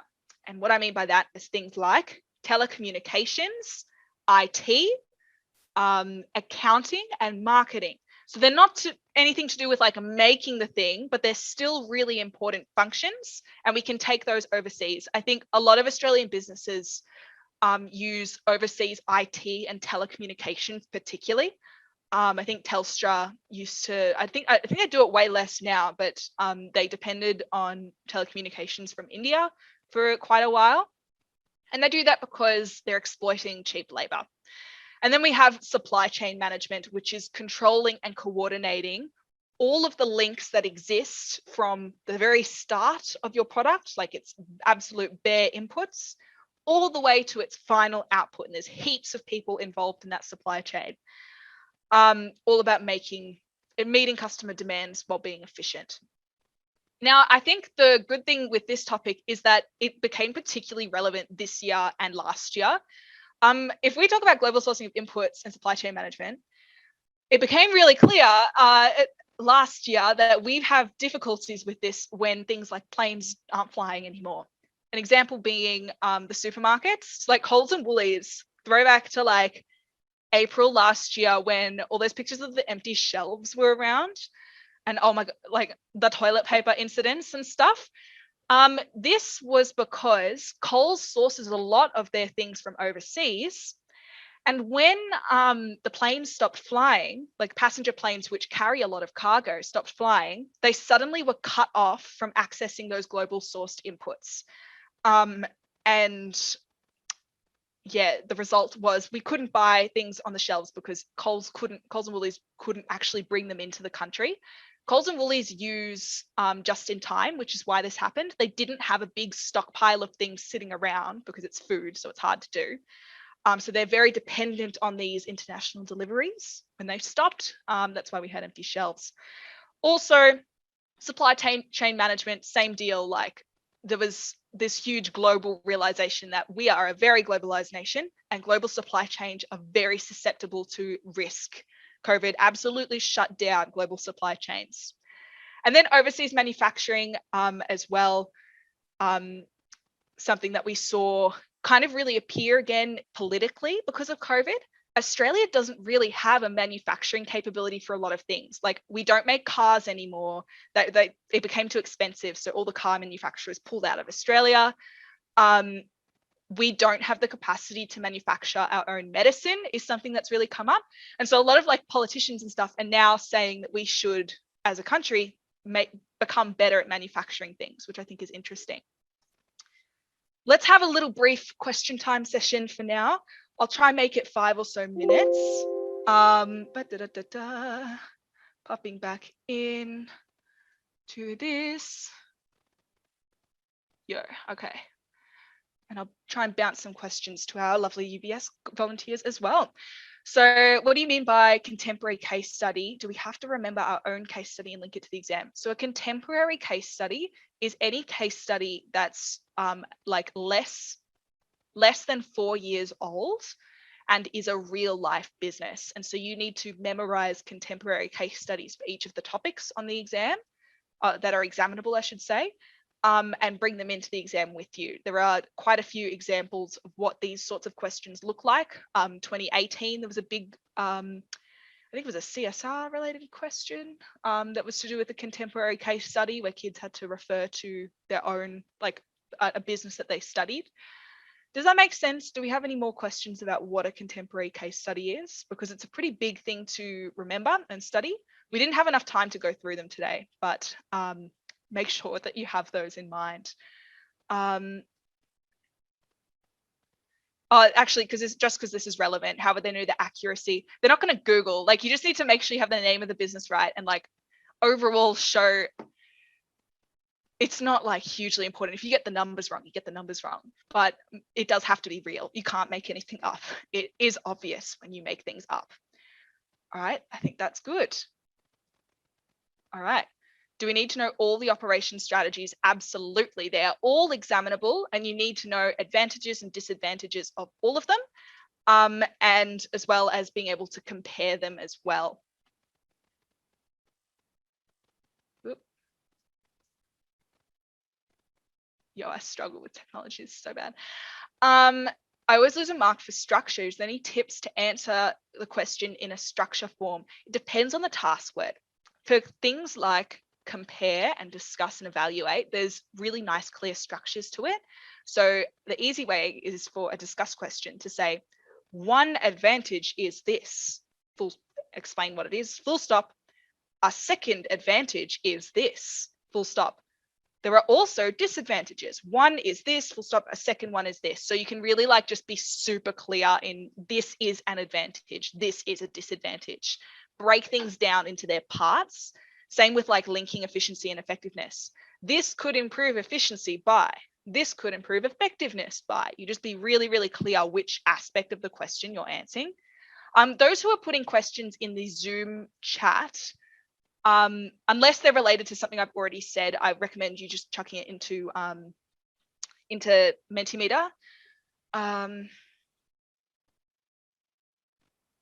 Sorry, just because this one was relevant to that contemporary case study question, whatever specific example, because like if it's Kmart for like they're still around, they're still doing what they're doing, it makes sense. Like I think that's okay. But if you're talking about a specific event, so like Ozpost has had like a lot of changes that they implemented in 2019.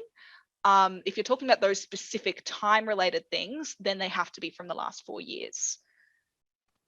What was your average SAC marks if you got a study score of 39? Jade, would you like to answer that one? Yes, I can. So, I think for Unit 3, it was around like 90. And then for Unit 4, it was around like 85. Yep. And then I know I got an A in the exam. Awesome. So all that put together. Wow, that's really good that you got a 39 with an A in the exam. That's it must have been a really high A. Good job. Yes, so thank you very much for that one, Jade. And then for myself with the 49 that I got, I think my average was 100%. However, I will flag my SACs were very easy. My teacher did not put a whole lot of effort into the SACs in my year. So SAC average doesn't mean everything. Your performance on the exam is what's going to affect your ultimate score. We'll do one more question and then I think we'll continue on, try to power through. Most helpful study technique used to prepare for the exam. Jeff or Emily, did you want to maybe talk about things that you did for your exams? Sorry, I kind of threw both of you in there, whoever wants to talk. I'm happy to jump in. So I was someone who I really couldn't, like I just really didn't like studying, like I'll be honest. I knew that I was not a studier, like I knew that just wasn't necessarily my thing. And I especially found, because I did business, it's a very content heavy subject. And so I kind of had to find ways around my not wanting to take in big chunks of information and being a content heavy subject. So I tried a few different things. The first thing, I don't know if people use this, is I would work on my computer, but I always had things in the background. So I would cold turkey my computer so that I couldn't access anything in the background because I have no self-control. I then would set timers, like block timers, because otherwise I felt like I was studying all day. So I'd do like a 30-minute block, go and start to bake biscuits, and then I'd come back and I'd do another 30 block, and then I put the biscuits in the oven. And then, like, because then I feel like I'm doing other things as well as studying, it meant that the studying was the interim activity, not the all-day activity. And then I also did things like I kept my notes short. I used color coding because I'm a color kind of person, and I had my own kind of technique and codes for each topic.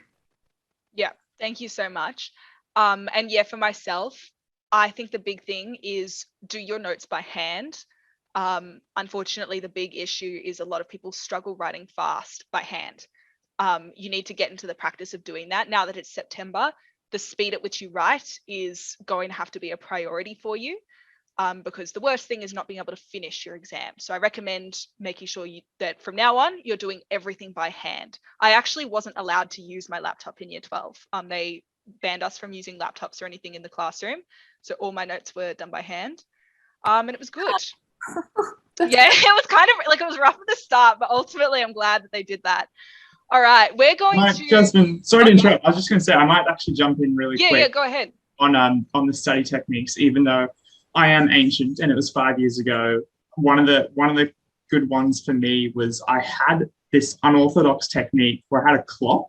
So I almost numbered my chapters 1 to 12, and I had a really good ability to bring back a certain week or certain topic of that term of that year. So everything was almost color coded, and I imagined where in the textbook something was. And it was just a little bit easier, because if I was confused about whether this is an example from chapter 12 or chapter 4, I remembered where it was on my big A3 mind map page at A1, and I had listed out every little thing. So Nice. if you put it all on one page, it's a little bit easier to visualize. And that's what I did. And I could just remember where my hand was writing it on this page in the exam. That's awesome. No, it's so good, like that sort of memory stuff. I once had a kid, he made me laugh. He had a spreadsheet, and you know that whole theory, it's like a bell curve memory theory where it's like after 3 days you forget 30%, after a week you forget 80% or whatever. He mapped it out on a spreadsheet and would write down on what day he had to revise every topic in order to like beat the memory curve or something. I was like, this is a lot. It's business management, it's all good. All right. What we'll do is I'm gonna shorten this part a little bit. We're only gonna cover area study 1, and then we'll go on break. So this area of study, the need for change, is actually by far the smallest area of study, despite the fact that there's lots of words on screen. It's because I had enough room to actually put down all the words.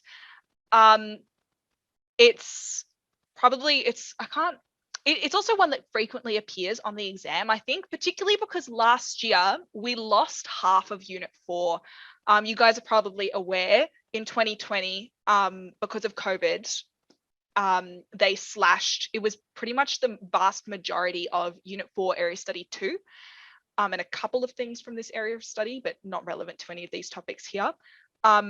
And it meant that this area got quite a bit of spotlight last year. As you can see, 2020, 2020, and 2020, there was a lot of questions last year to do with these topics.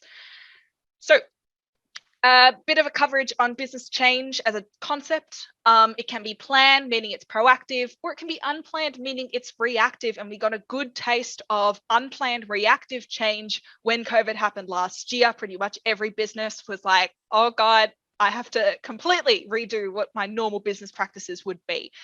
And so pretty much every business around the world was reacting in that circumstance. Whereas proactive change is like innovating something new, coming up and looking into the future. What do you expect will happen?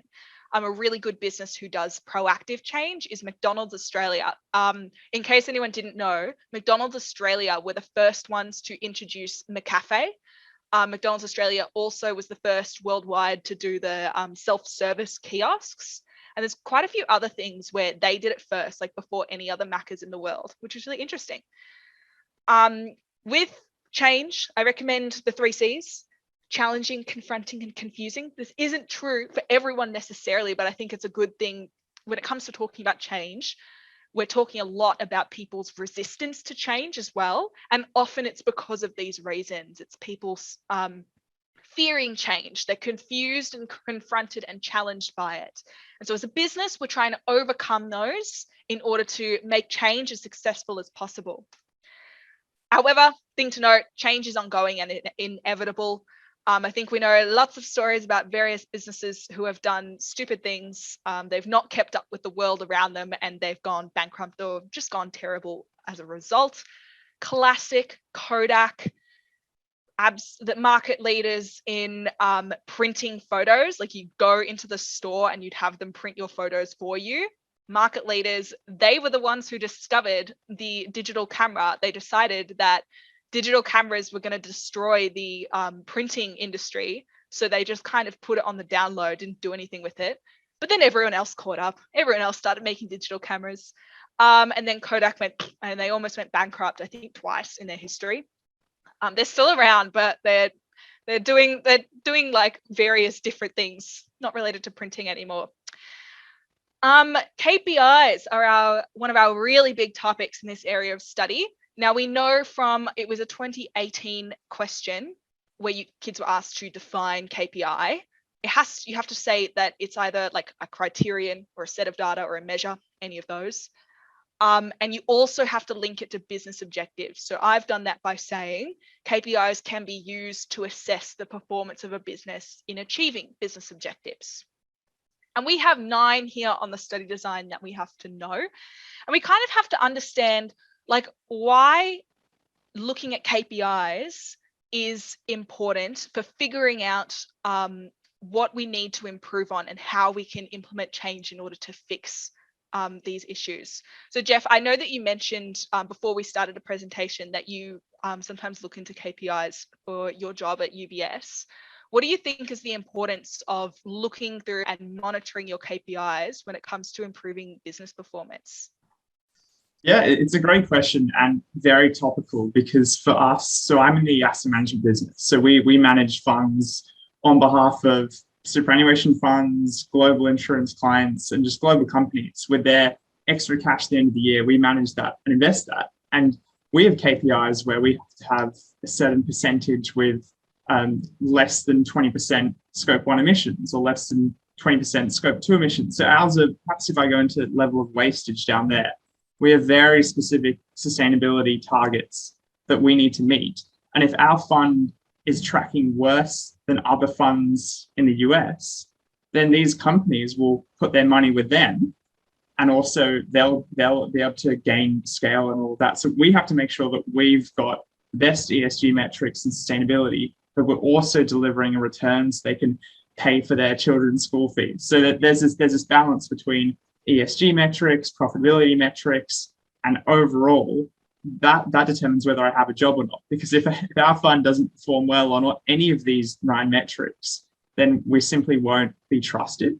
And trust is such an important part of business management. So yeah. I guess there's more of a finance angle to these KPIs, but every company, even the companies that we then invest onto, I'll look at a range of airports and transportation assets in Australia, and I'll look at all these metrics, and to be honest, there's about 100 more on my Excel spreadsheet. This is a very short list, guys. Yeah, there's about 100 more on my Excel spreadsheet looking at sales per unit of land, all of this, and we'll directly ask CEOs every call about where their trajectory is, what they're doing to improve these metrics, and how they're positioned versus competitors. So it's probably awesome. the best comparison tool that we have.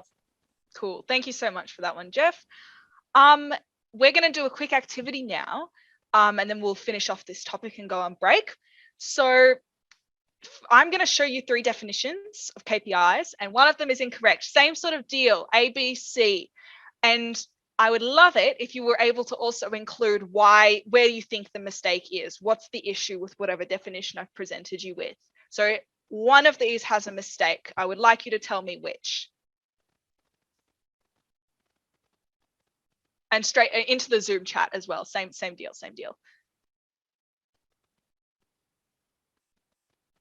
Nice, nice. So many Bs. Okay.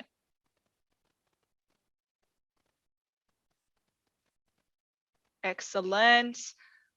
Thank you very much, everyone. I'm going to call out Jordan because Jordan said A as they must be replaced. And that is exactly what I was looking for. Thank you very much, Jordan. A lot of you said B, so I'll flick back to that definition and talk about it in a second. But the issue is with A. And this comes from a question in 2019. It was section B, question 1, define level of staff turnover. This definition doesn't say that employees need to be replaced. And VCAR made it very clear in 2019, staff turnover isn't just people leaving, it's people leaving and then getting replaced. That's why it's turnover, it's a cycle. And so the fix would be just to highlight that it's employees leaving and then being replaced. I noticed a lot of you were saying staff absenteeism. I think that throughout different textbooks, there's a lot of different ways that the textbooks define this. I think that as long as you get the gist, like it's the number of work days, so you're being like not like nominal, you're being analytical there, and something to do with unscheduled staff absence. As long as you have those two sorts of things, it'll be fine. The specific words involved don't matter as much. Hopefully that makes sense. It is one of those ones that's defined differently across different textbooks. Second one, okay. Is it A, B, or C? Where is the issue?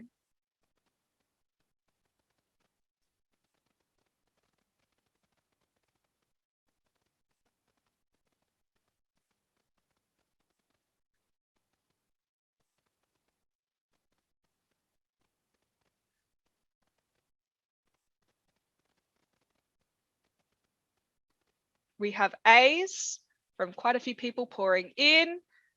I think we had a B, it just whizzed past my screen. We're having a couple C's. All right. A, because they didn't refer to personal or property damage. Okay, I'm going to keep that one in mind.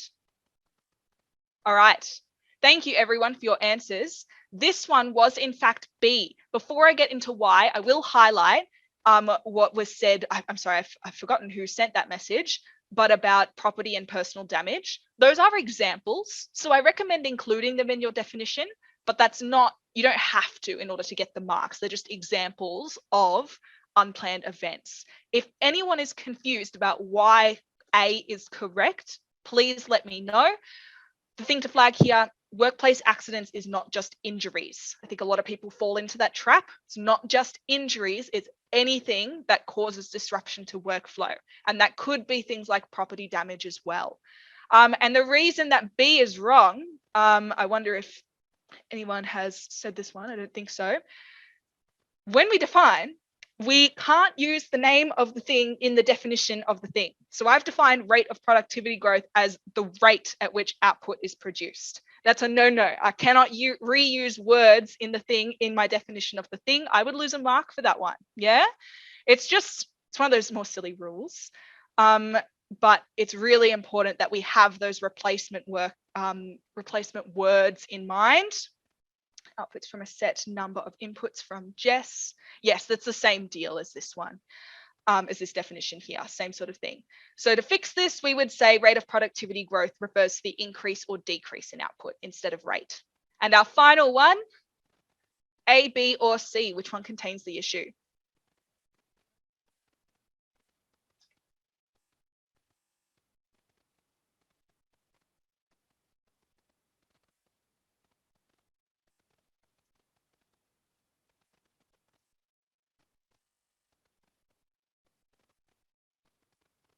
We have a couple of A's. We have a C, B from Jordan because they have to, okay, I'll get to that, Jordan. I'll get to that. A's and Noor got it as well. Good job, Noor. Excellent. Bit more variation in this one, a lot of mix of A's and B's. This one is in fact B, and there were quite a few people who did get this one right in terms of why. The problem is that dissatisfaction isn't a KPI. The KPI is when the customers notify the business of their dissatisfaction. Like, I feel like we've all done it. We've all like walked into a restaurant, we've had food, and it's like, it's not bad, but it's not great. You're not going to like straight up complain about it, but you're not going to come back to the restaurant still. Unless I tell them, they don't know that I'm dissatisfied and they can't count it as a KPI. So the fix here would be it's the number of it's the quantity of customers who notify the business of their dissatisfaction. That's really, really important to get that one right. Yeah. And yes, thank you for, there's quite a few people who got that one right. I'm really happy with that. I'm going to get Jade to talk briefly about the force field analysis theory and Porter's generic strategies, and then I'll send you guys on break. So Jade, take the wheel. Force field analysis theory. So as you can see here, we've got all the driving and restraining forces for a proposed change. Like you could be asked questions like that let you choose these forces, or you could be given a force. So it's good to just know all of like the ones that are there. They haven't been mentioned on an exam since 2017, I believe. So there's a good chance they'll come up on this exam. So a good thing to note.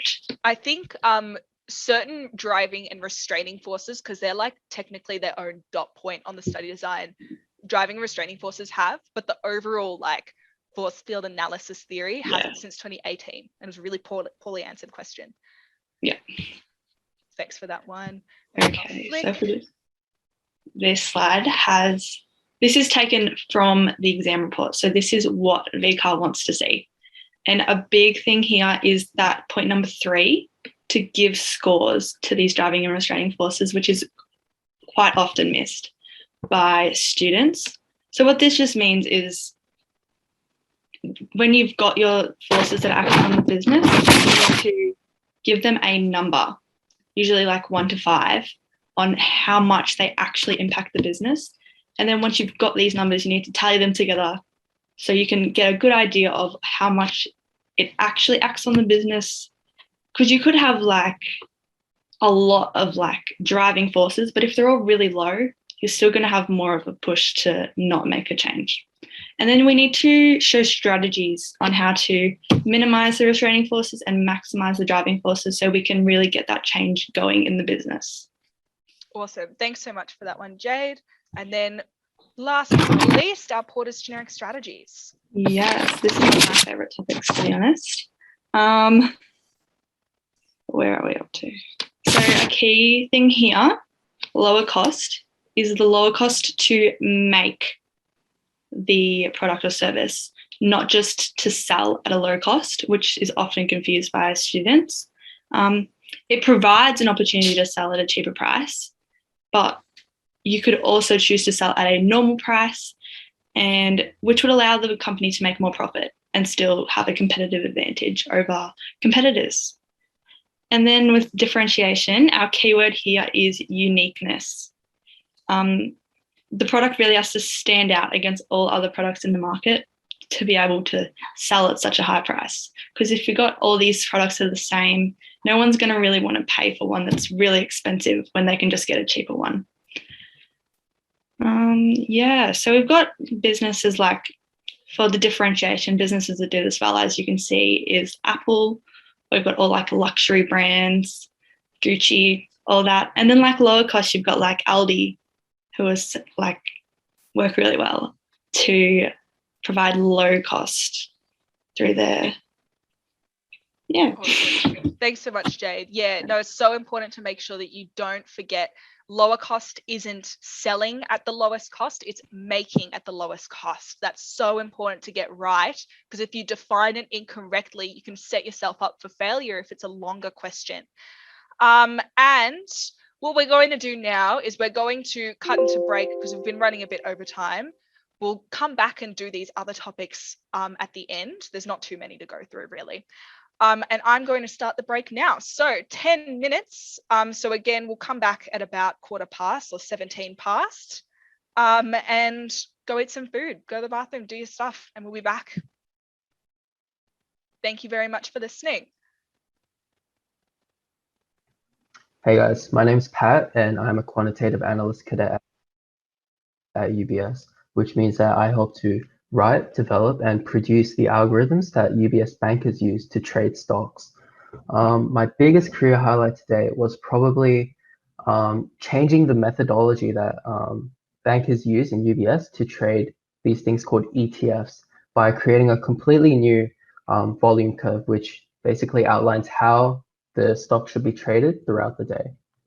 I actually studied in New South Wales, so I completed the HSC, and I really enjoyed PDHP, which is physical education, I think, in the VCE. And I also excelled in Mathematics Extension 2, which is a HSC equivalent of specialist mathematics. Yep. For tertiary choices, I actually study in the University of New South Wales, and I am completing a double degree in computer science and actuarial studies. You know, when I was in high school, I was always afraid that I was too unprepared for what was going to come in the future. But what I realize now is that, sure, you don't know what you're doing, but no one else knows what they're doing either, especially in your age group. So what you can do for now is be the best person that you can be, whether it's in academics, whether it's in sporting, whether it's in social activism. Be the best person that you can be so that when something does come up in the future, then you are not limited by your past. A week before the Year 12 exams, I was actually playing rugby with my mates on the school oval for hours on end. And I understand that with lockdown, that's not a possibility. But I think my perspective still stands that for every hour that you study, you should go out and have some fun. Because realistically, studying without breaks and studying without relaxation comes at the cost of your mental health.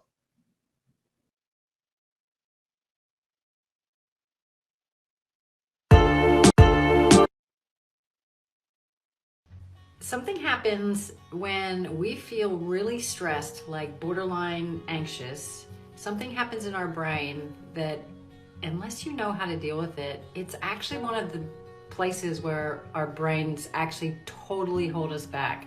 Like they make things stacks worse than they actually need to be. So in this video, I'm gonna share what actually happens in our brain so that you get what's going on, but then also share something you can do, like a little hack you can do that's super simple that you will always have. Like once you hear it, you'll always have it, you can always use it, that helps you override some of the default stuff that our brain does that literally, gosh, our brains are amazing, like totally extraordinary. Like,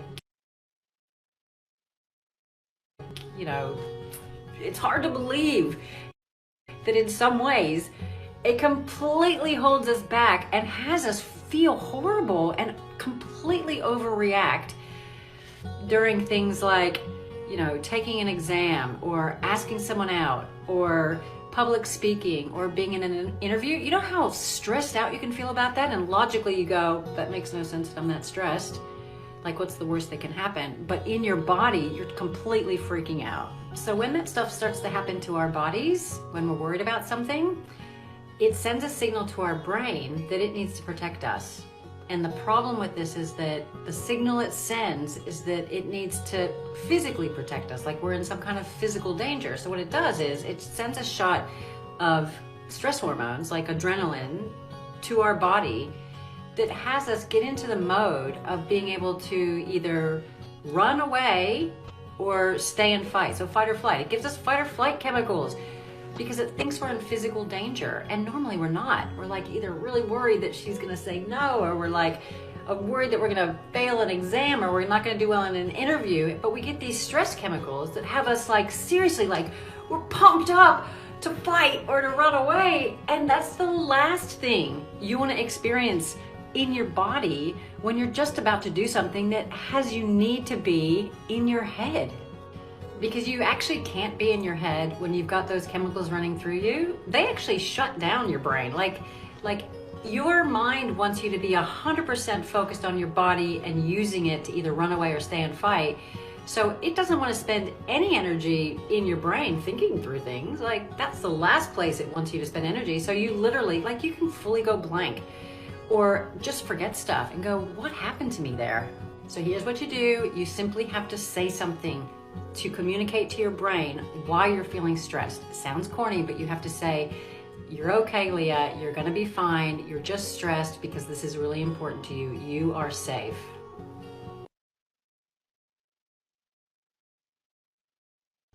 Some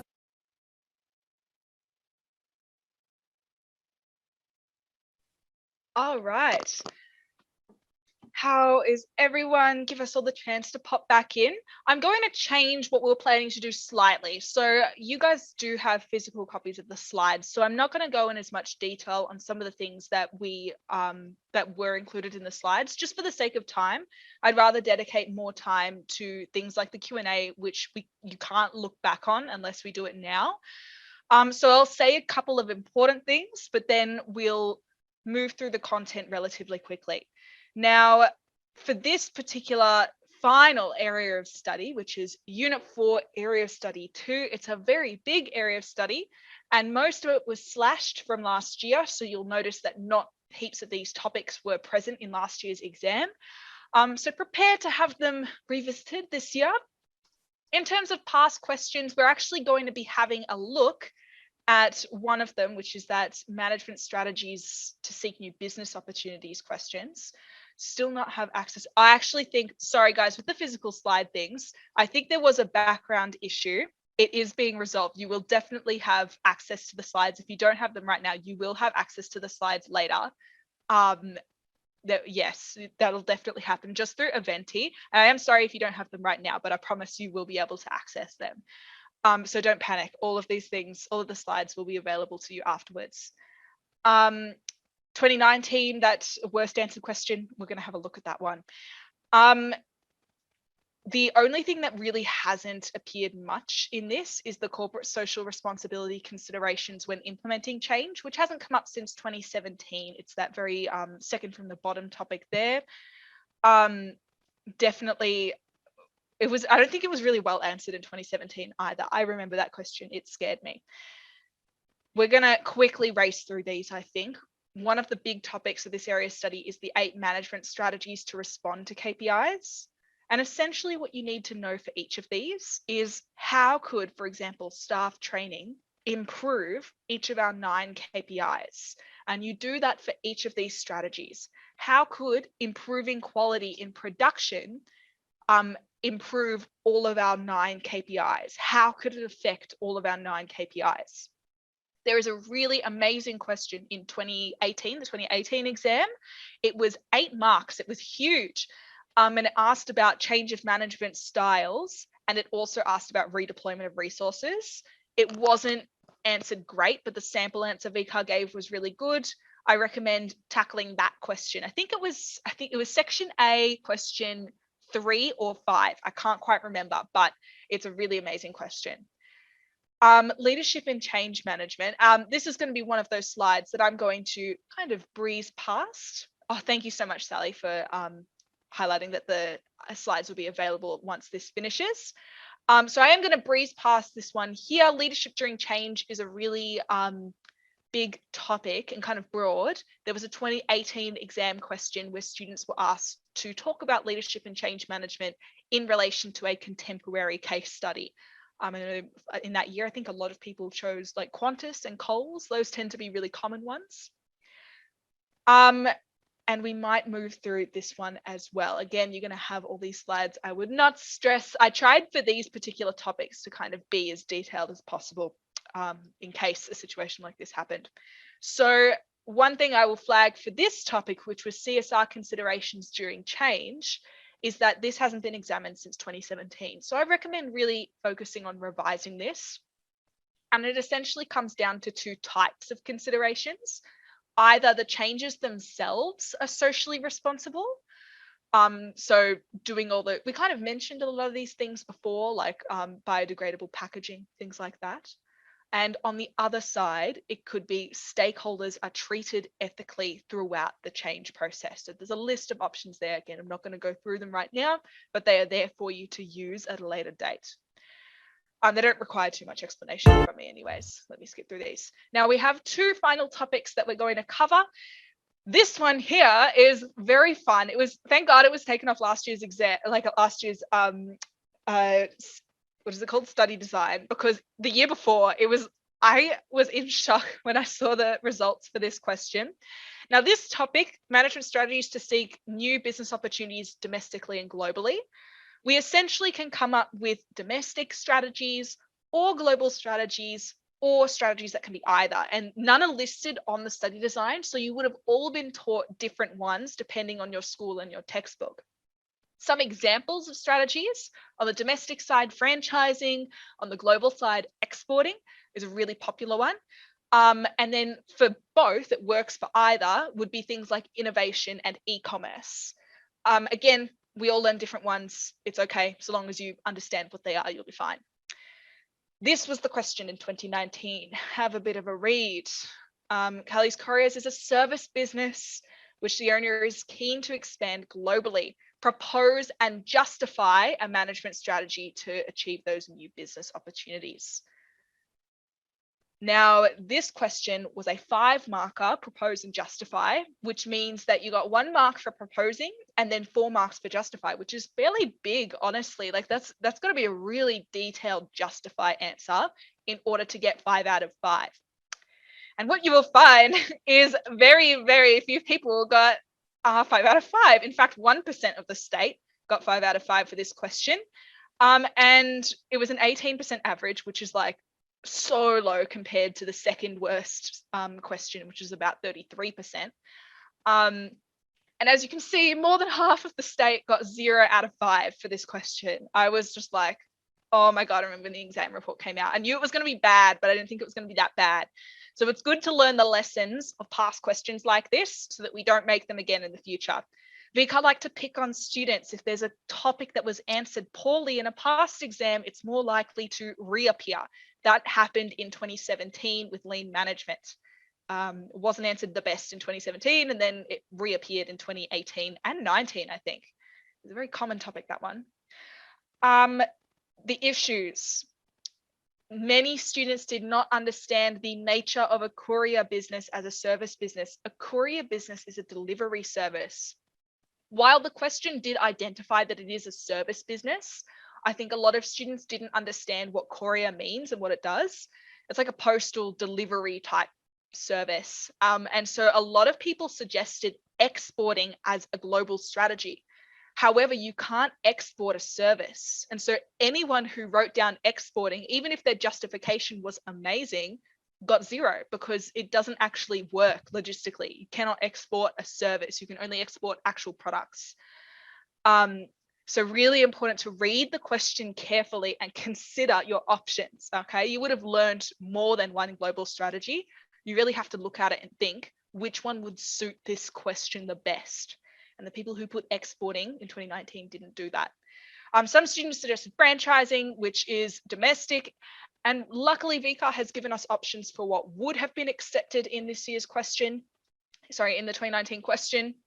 You could partner with an overseas courier service, or you could use a government service such as Austrade. And Austrade is something that helps Australian businesses gain traction in a global market space. So it goes to show you just need to really read the question well. I cannot, like, so many kids fell into the exporting trap. For context, my dad is an examiner, so I would always have these sorts of discussions. Online trading to offer international services. Online trading, sorry, I read that wrong. Online trading to offer international services. In the context of a courier business, I'm not 100% sure. That feels a little bit like a partnership to me, almost. I kind of get where you're going at, but I'm not certain about that response. If you want to, you could answer the question using that and see how well it works. And this was the sample answer that VCA provided. We're not going to go through it all. I just want to highlight what they did well. Very clear identification of a proposed strategy, and then many advantages, benefits used to justify that strategy. Okay, very detailed, very specific to the case study, which was what you needed to do. All right. We're going to do our last topic, which is Senge, and then we'll do a bit of a quiz. So Senge's learning organization proposes that businesses who are flexible, adaptive, and productive during periods of change will be more successful in implementing their change. I actually think that Senge's learning organization is the most realistic kind of thing that we learn, in a sense. Like, it makes so much sense once you understand it. You're like, okay, I get why this would actually work in the context of a real business.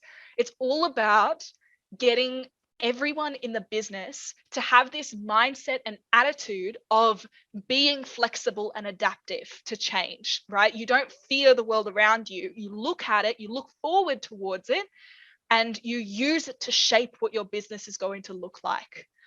And it's all about using your people. That's the focus of a learning organization. It's focusing the capacity and expertise of the people in the business in order to create and innovate new things. One quote from Senge is, in the long run, also it's pronounced Senge. I know that that's confirmed. I feel like there's a lot of debate. Jade, how did you pronounce it when you were being taught it? I didn't get taught it. Oh yeah, It was of cut course, from the study 2020. design. Of course. A lot of people like say Senge and stuff. I had a student once whose dad was friends with Peter Senge and can confirm his name is Senge. In the long run, the only sustainable advantage is your organization's ability to learn faster than your competition. That's what this means, right? Ignore those highlights, they're very ugly. Businesses that utilize the talents of employees will be the ones who experience greater success. And we kind of have 5 disciplines that work with the learning theory. The first one is systems thinking, which is the idea of not with a common thing that's used in businesses is this term silos. It's like people work in their own team, in their own silo, and they don't actually communicate with the other teams that like work right next door to them. And so people kind of get stuck doing their own thing. Senge's learning organization, its real core aspect is the business isn't parts, it's a whole. And we have to work, every time we make a decision, we have to consider how it would affect the other areas of the whole. Yeah, systems thinking. It integrates all 4 of the other disciplines. It's really important in terms of this whole idea of viewing the business as something holistic rather than broken down into lots of little parts. We have mental models, which are deeply ingrained assumptions or generalizations that influence your understanding of the world. These are supposed to be challenged. You need to challenge your old assumptions. A business needs to have this culture of trust and open communication and inquiry in order to get people to not think this is the way I've always done it, this is how we do it, this is the way it works best, but to think, how can we do this better? I have this idea for how we can challenge that mental model and come up with something new. This is very similar, I think, to the restraining force, organizational inertia. I feel like mental models is pretty much that.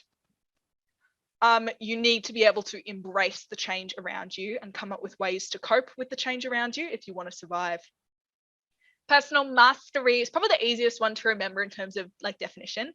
An individual is committed to self-improvement, and you can achieve this through training or self-evaluation, because a really important part of personal mastery is this constant self-reflection. You're constantly looking, what am I doing well? What can I do better? And how can I do it better? It's a really important step towards team learning, which is our 5th discipline of the 5 disciplines.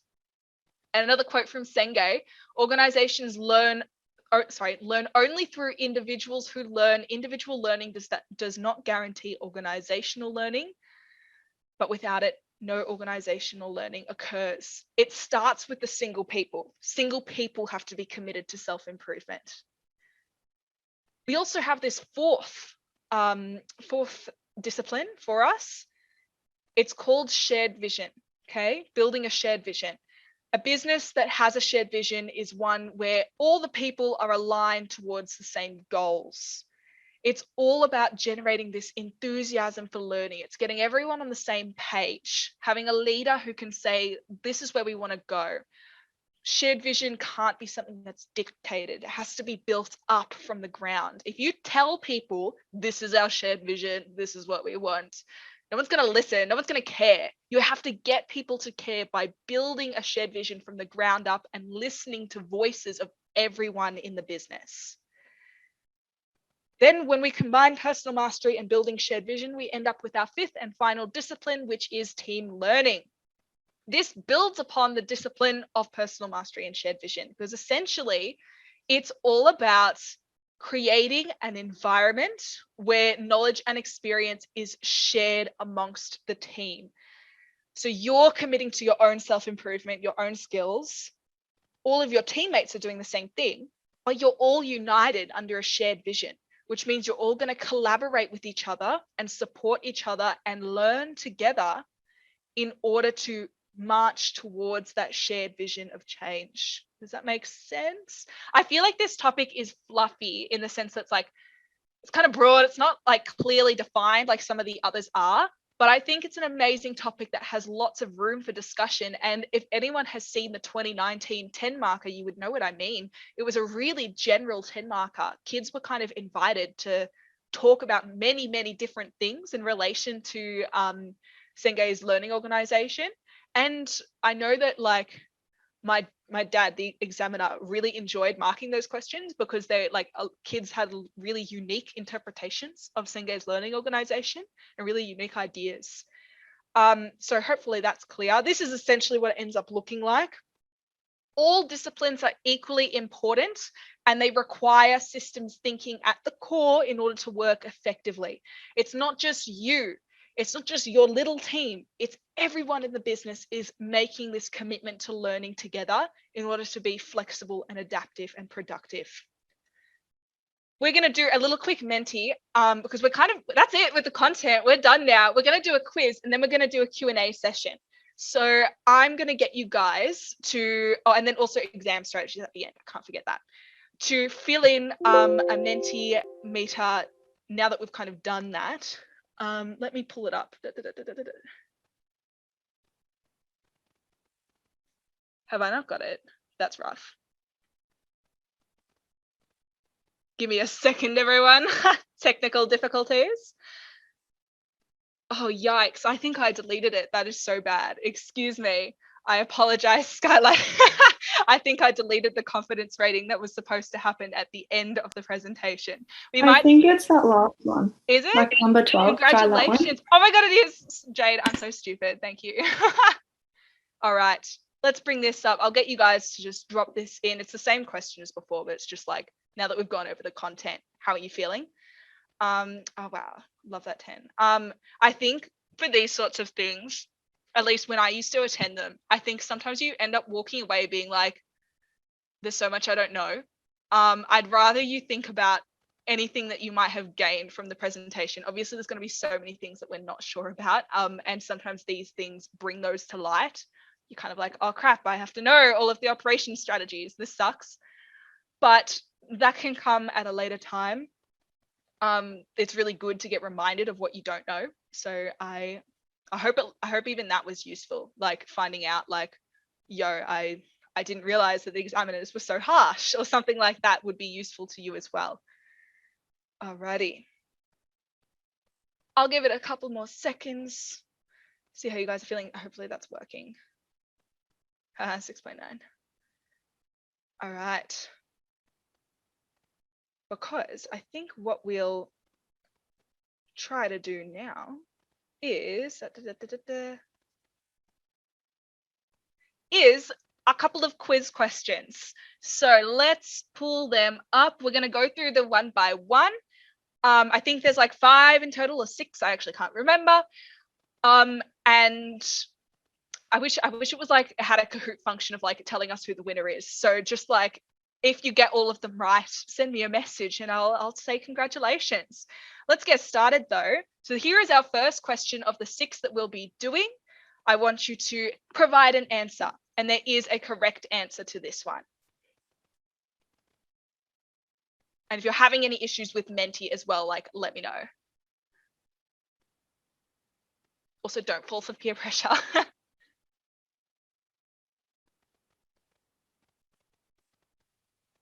Excellent.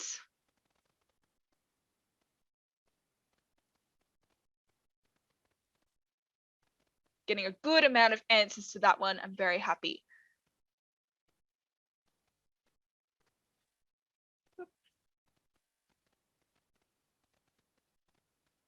And thank you, Jamie. I saw your answer there as well. Great. So yes, the answer for this one is outputs. I'm very glad that lots of us got that. Biodegradable packaging comes with the output, like you're selling that to the customer. So we would consider that an output. If you were talking about the action of packaging something, then that would be considered a process, which is great. Good job, everyone. Now we're going to move to the next question, which is this one here. And we just did this. So fingers crossed.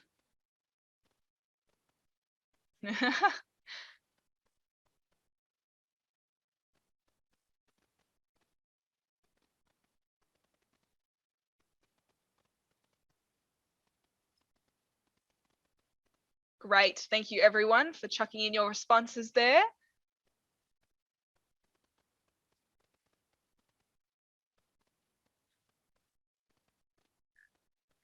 I think, Hanan, if you click the wrong one, I think you can still change it. I don't know for sure though. Adaptable, responsive, and changing. Thank you, Jamie, for that one. Great. Really happy with that one, guys. Because yes, please work. Don't be stupid on me. It was, in fact, flexible, adaptive, and productive. I really think those three words are really excellent in terms of describing. Also, you can't describe Senge Learning Organization using Senge Learning Organization because you're not actually describing anything. But I'm glad that a lot of us got that one correct. Really good job, everyone. Let's move on to our third of 6 questions. Which of these is not a principle of total quality management?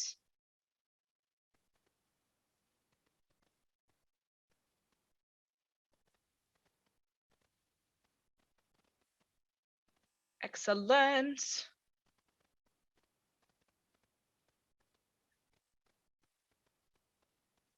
I instinctively went to go like we're in a physical lecture. I was going to be like, tell me what the 3 are. I cannot do that. Yes, it is in fact employee innovation. Our 3 principles of total quality management are continuous improvement, customer focus, and worker participation. Yeah. Although innovation is something that's a really important aspect of TQM as well. It's just not one of those key principles. It's kind of included in continuous improvement and worker participation. All right, next one. There are more than one correct answer for this one, so you should be able to multi-select.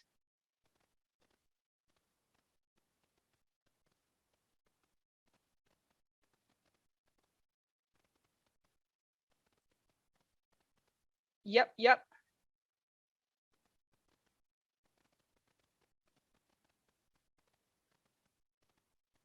Decentralized, Hanan, is when the manager is not the one who makes the final decision.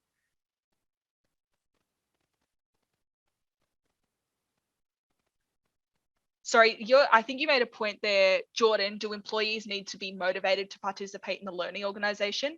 Yes, they need to be on board. They need to have that, like, be part of the shared vision and be part of the team. So I think motivation is an important aspect of that. Great job, everyone. It is, in fact, laissez-faire and participative management. Good job. The other 3 have centralized decision-making where it's the manager making the final decision. All right. I think this is the second last question. Have a go.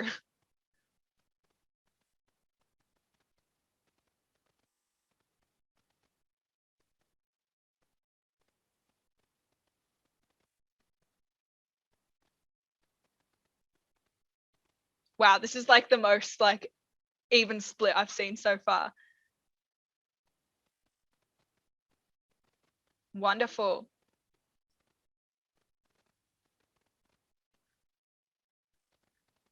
All right, and yep, Jamie got your false. Great. This one is, please work. False. So I'm very glad that we got a nice split there. This is what I was talking about in that activity. Quality control is the checking of outputs over production to ensure they are of a high quality. No, it's not about high quality. It's about pre-established standards of quality, okay? Because remember, one business might have high quality standards, but then another business might have much lower ones. It's a really subjective thing. Not every business is aiming for high quality. So you need to be very clear. It is pre-established standards of quality. If those aren't met, then we will take corrective action. Hopefully that makes sense to everyone. And then we'll jump into the final question. This is a topic that we didn't cover.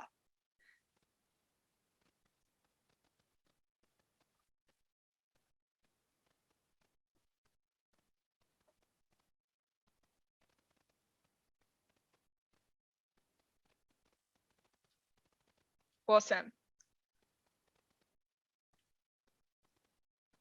Fair bit of variation.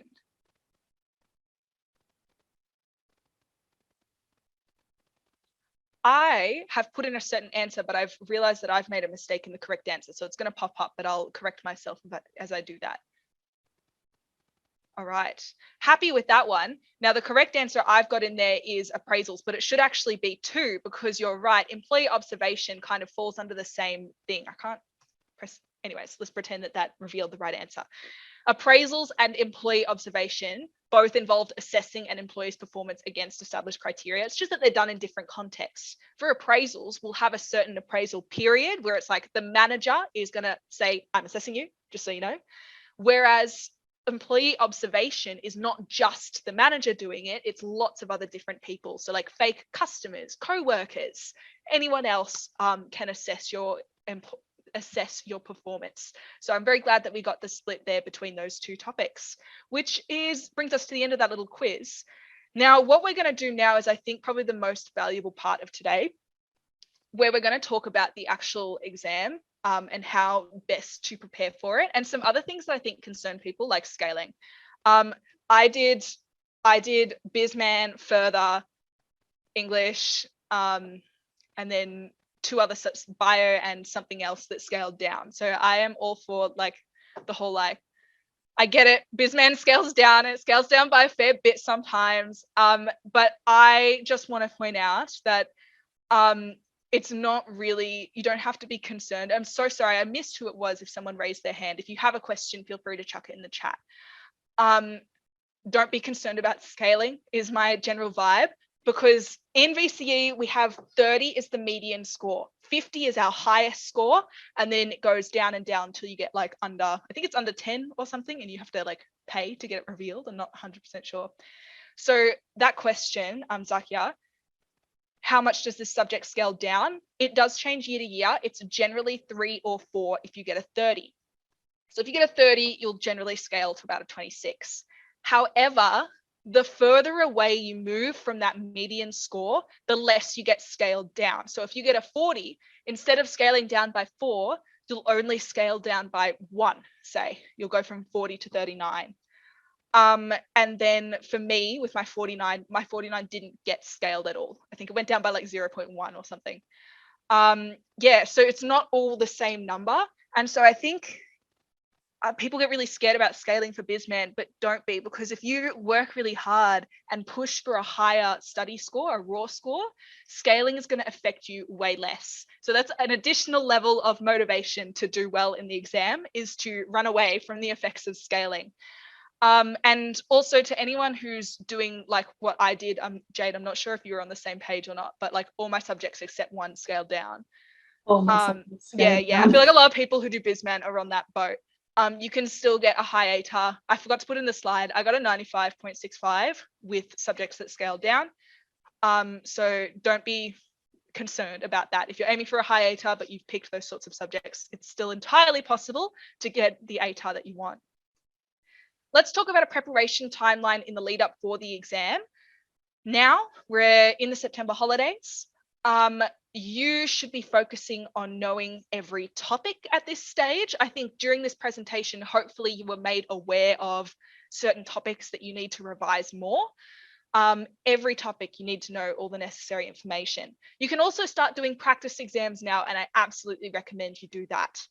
I also recommend that you try to mark them yourself before giving them to your teacher. It's like doing that mark the answer activity that I just did with you guys. You're going to force yourself to think like an examiner and think, what would an examiner expect from me in this question? And the trick is to just be really, really harsh. You'd rather be too harsh than too easy. Yeah, that's essentially the vibe.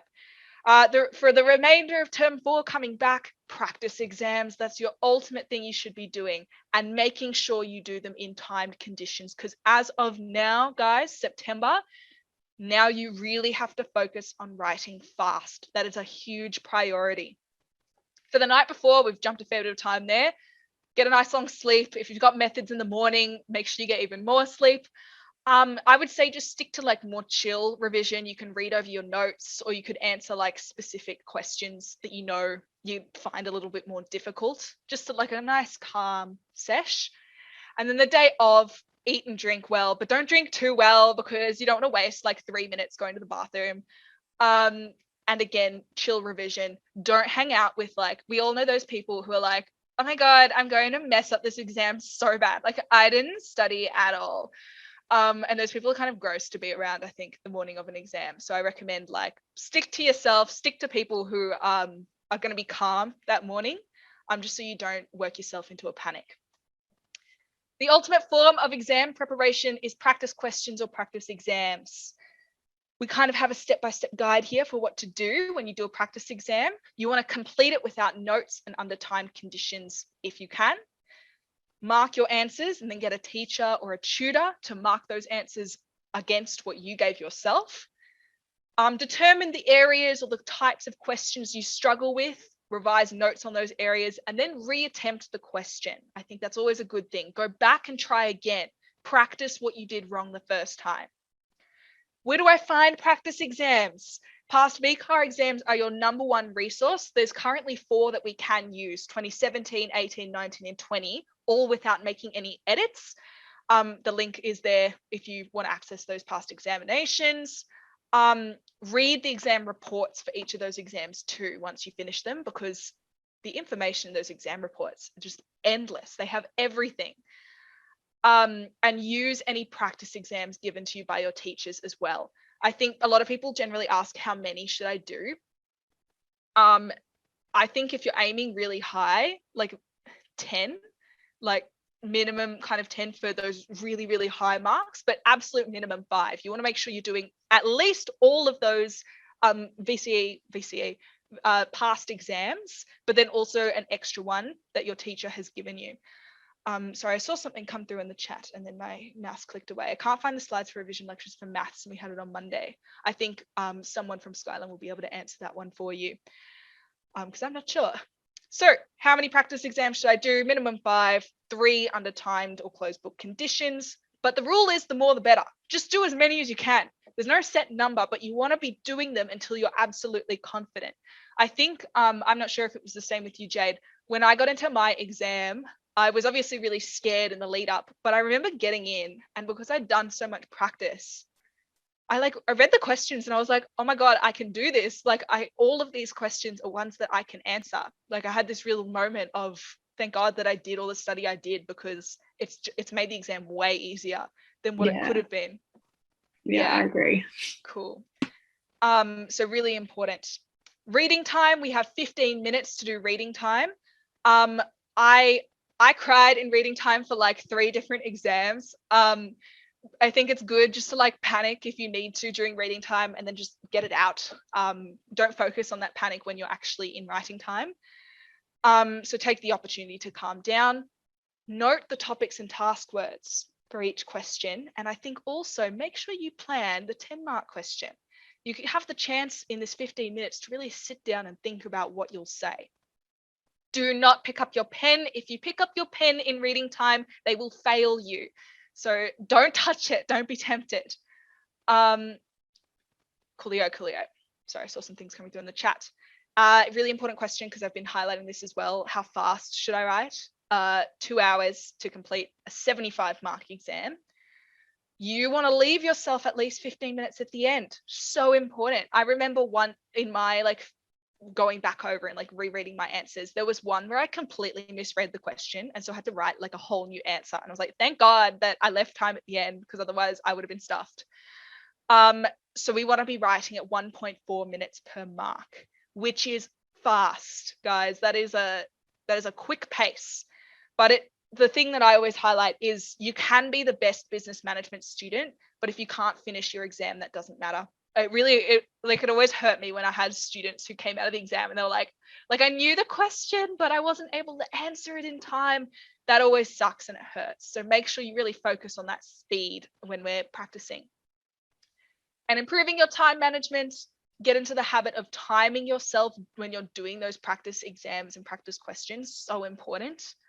Use your reading time to plan, because then you're wasting less of your writing time. In the exam, be really strict with yourself. If you tell yourself, I'm going to answer this in 5 minutes, once those 5 minutes are up, stop and move on. Yeah, set yourself those boundaries in order to make sure you cover as much as possible.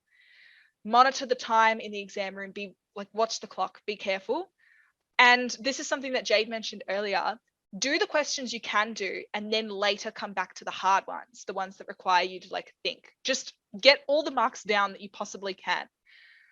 Is my suggestion for how to manage our time. All right. And most importantly, between now and the exam, please take care of yourself. Avoiding burnout is really, really important. Personally, I burnt out very badly in my literature exam. Like, it was shocking. I ended up going into that exam and I wrote an essay. It was a type of essay I had never written before because I just didn't do any exam study. I just completely gave up. And it meant that like I was doing really well in the SACs, but I crashed in the exam for that subject. So it can like just be really aware of when you're feeling overwhelmed and when you feel like you need to have a break, because it'll support your mental health and it will also ultimately support your exam performance. Keep up your exercise, eat well, sleep well, and take breaks when you need them. I know a girl in my year level who she got 99.95, and I remember, I think it was like August, she just took 2 weeks of school. She straight up just didn't come to school for 2 weeks. And that was her like recovery time from burnout. So it's okay to take breaks. I'm going to get you guys to do this quick survey. And then we're going to do a bit of question time if we can fit it in. Oh, goodness me. We've kind of ran fairly close, I think, to time ending, but I'll try and get through as much of them as possible. So I'll ask you guys to type in that link for the evaluation survey there. And then we'll go through some answers to the questions you've been leaving in Menti. I might go a couple minutes over. Oh, might be bad. All right. So I'll give you that chance to jot down that link.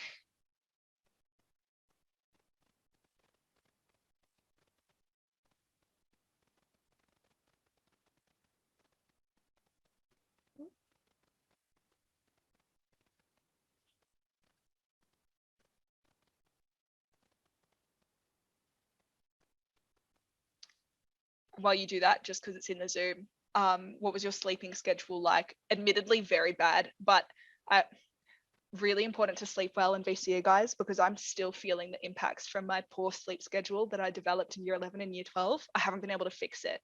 And that was in 2017. So like, for the sake of your long-term health, please make sure you sleep well. Yeah, on my sleeping, I think I made sure that I slept well. Like, I was probably in bed before 10:30, like every night. Nice. Because I think I set myself, like I would not study after like 9 o'clock or something.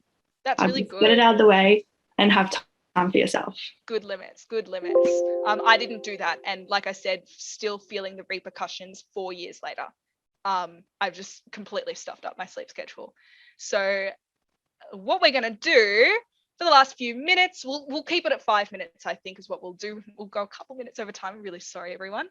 Let's answer some of these last final Mentimeter questions. How do you link your answers to case studies? Because I find it hard and that's where I lose marks. I think easy thing to do, at every opportunity, use the business's name, because that kind of gives the illusion of you linking to the case study, even if you're only doing it shallowly. And also make sure that you're referring to like specific problems that the business is having, because often you're like, the question is you're suggesting a solution. So think about, what is this business having issues with and what could my suggestion do to fix it? It comes with practice, this whole linking to the case study thing. Practice is the best way to fix that. Doing a question, getting feedback on it, and getting suggestions for how you could better link it. that makes sense. Motivational tips. Hang out. I was gonna say hang out with friends. Hang out with friends online. Like do games, have trivia nights, like just stay connected with the people around you. Otherwise, it does get really hard to stay motivated. Think about a goal is the best thing. I'm assuming a lot of you guys would be in year 11. Like if you're in year 11, I think the easiest way to think about it is the better I do now, the less work I have to do next year. Like it takes a whole lot of stress out if you do well in your early year 12 subjects. And that's what happened for me. And if you're in year 12, think about the university course you want to go to. Set that goal for yourself and strive towards it.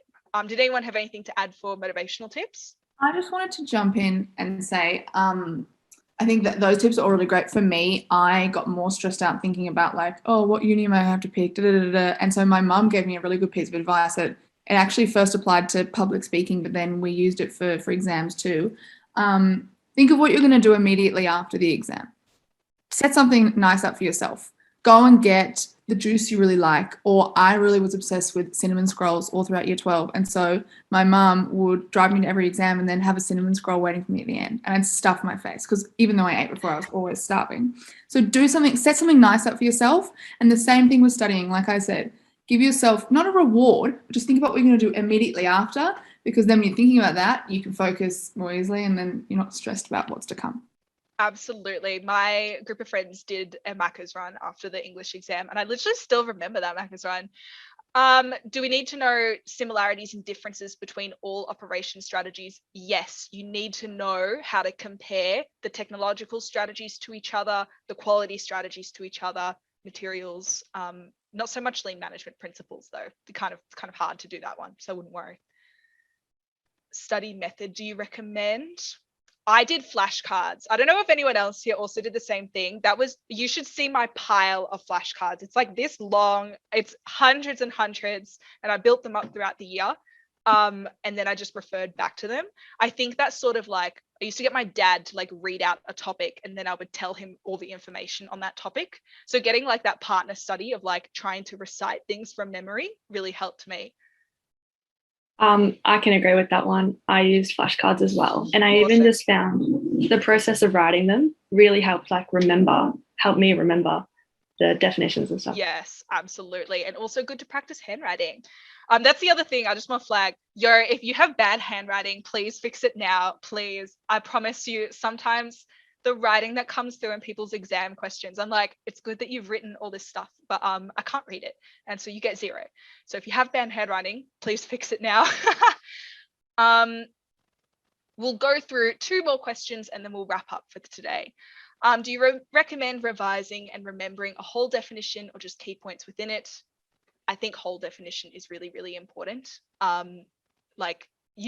It's just one of those things you kind of have to do. You need to remember the definitions for these sorts of topics. BizMan is just that subject. Low cost, different. Okay, I want to complain a little bit about Jacaranda. Jacaranda sometimes goes into too much detail. You only need to know about lower cost or differentiation in their basic definition and advantages, disadvantages sense. Jacaranda just kind of goes off sometimes about certain topics. They do the same for like performance management. Ignore it, too much detail, just stick to the basic stuff and you will be fine. And last question I think we'll go on, multiple contemporary case studies. You need as many case studies as what covers all of the topics. It doesn't really matter how many, as long as you have at least one that covers like every topic on the study design has a contemporary case study attached to it. I personally used to teach my students Yakult because they manufacture in Australia. I taught them Yakult for operations management, and that applied to every single topic in operations management. So it worked really well. Hopefully that makes sense. But we'll wrap up now, I think. And I am so sorry that there were so many questions that we weren't able to fill out. And thank you, Sally, for posting that survey in the chat there. Really valuable. I really want to hear what your thoughts are. So to wrap up, thank you, everyone. Best of luck. It's a really rough time, this September, October sort of period. There's a lot of pressure. So just take care of yourself. Do what you can. Always, use your goals to help drive you, and also use treats to help drive you as well. yeah, would anyone else like to say some final words? Just do your best. You are all capable, and I know you'll do amazing. Just stick to it, and you'll get through this. Same from my end. There's a big light at the end of the tunnel. So back yourself, and you'll be happy when you finish. Yeah. Awesome. Yeah, I feel like once high school is over, it's I still have nightmares sometimes about the high school exams. I promise it doesn't get worse than this. This is the toughest kind of exam period you'll have. Once you get through this, you'll feel so much better for it, and you'll feel amazing if you really did put in all the effort now. You come out of it feeling great, like you couldn't have done any better. So yes, thank you everyone for joining. And thank you for people putting stuff in the chat. I really appreciate it. And I hope all of you enjoy the rest of your Thursday. Thank you so much. All right. Goodbye, everyone.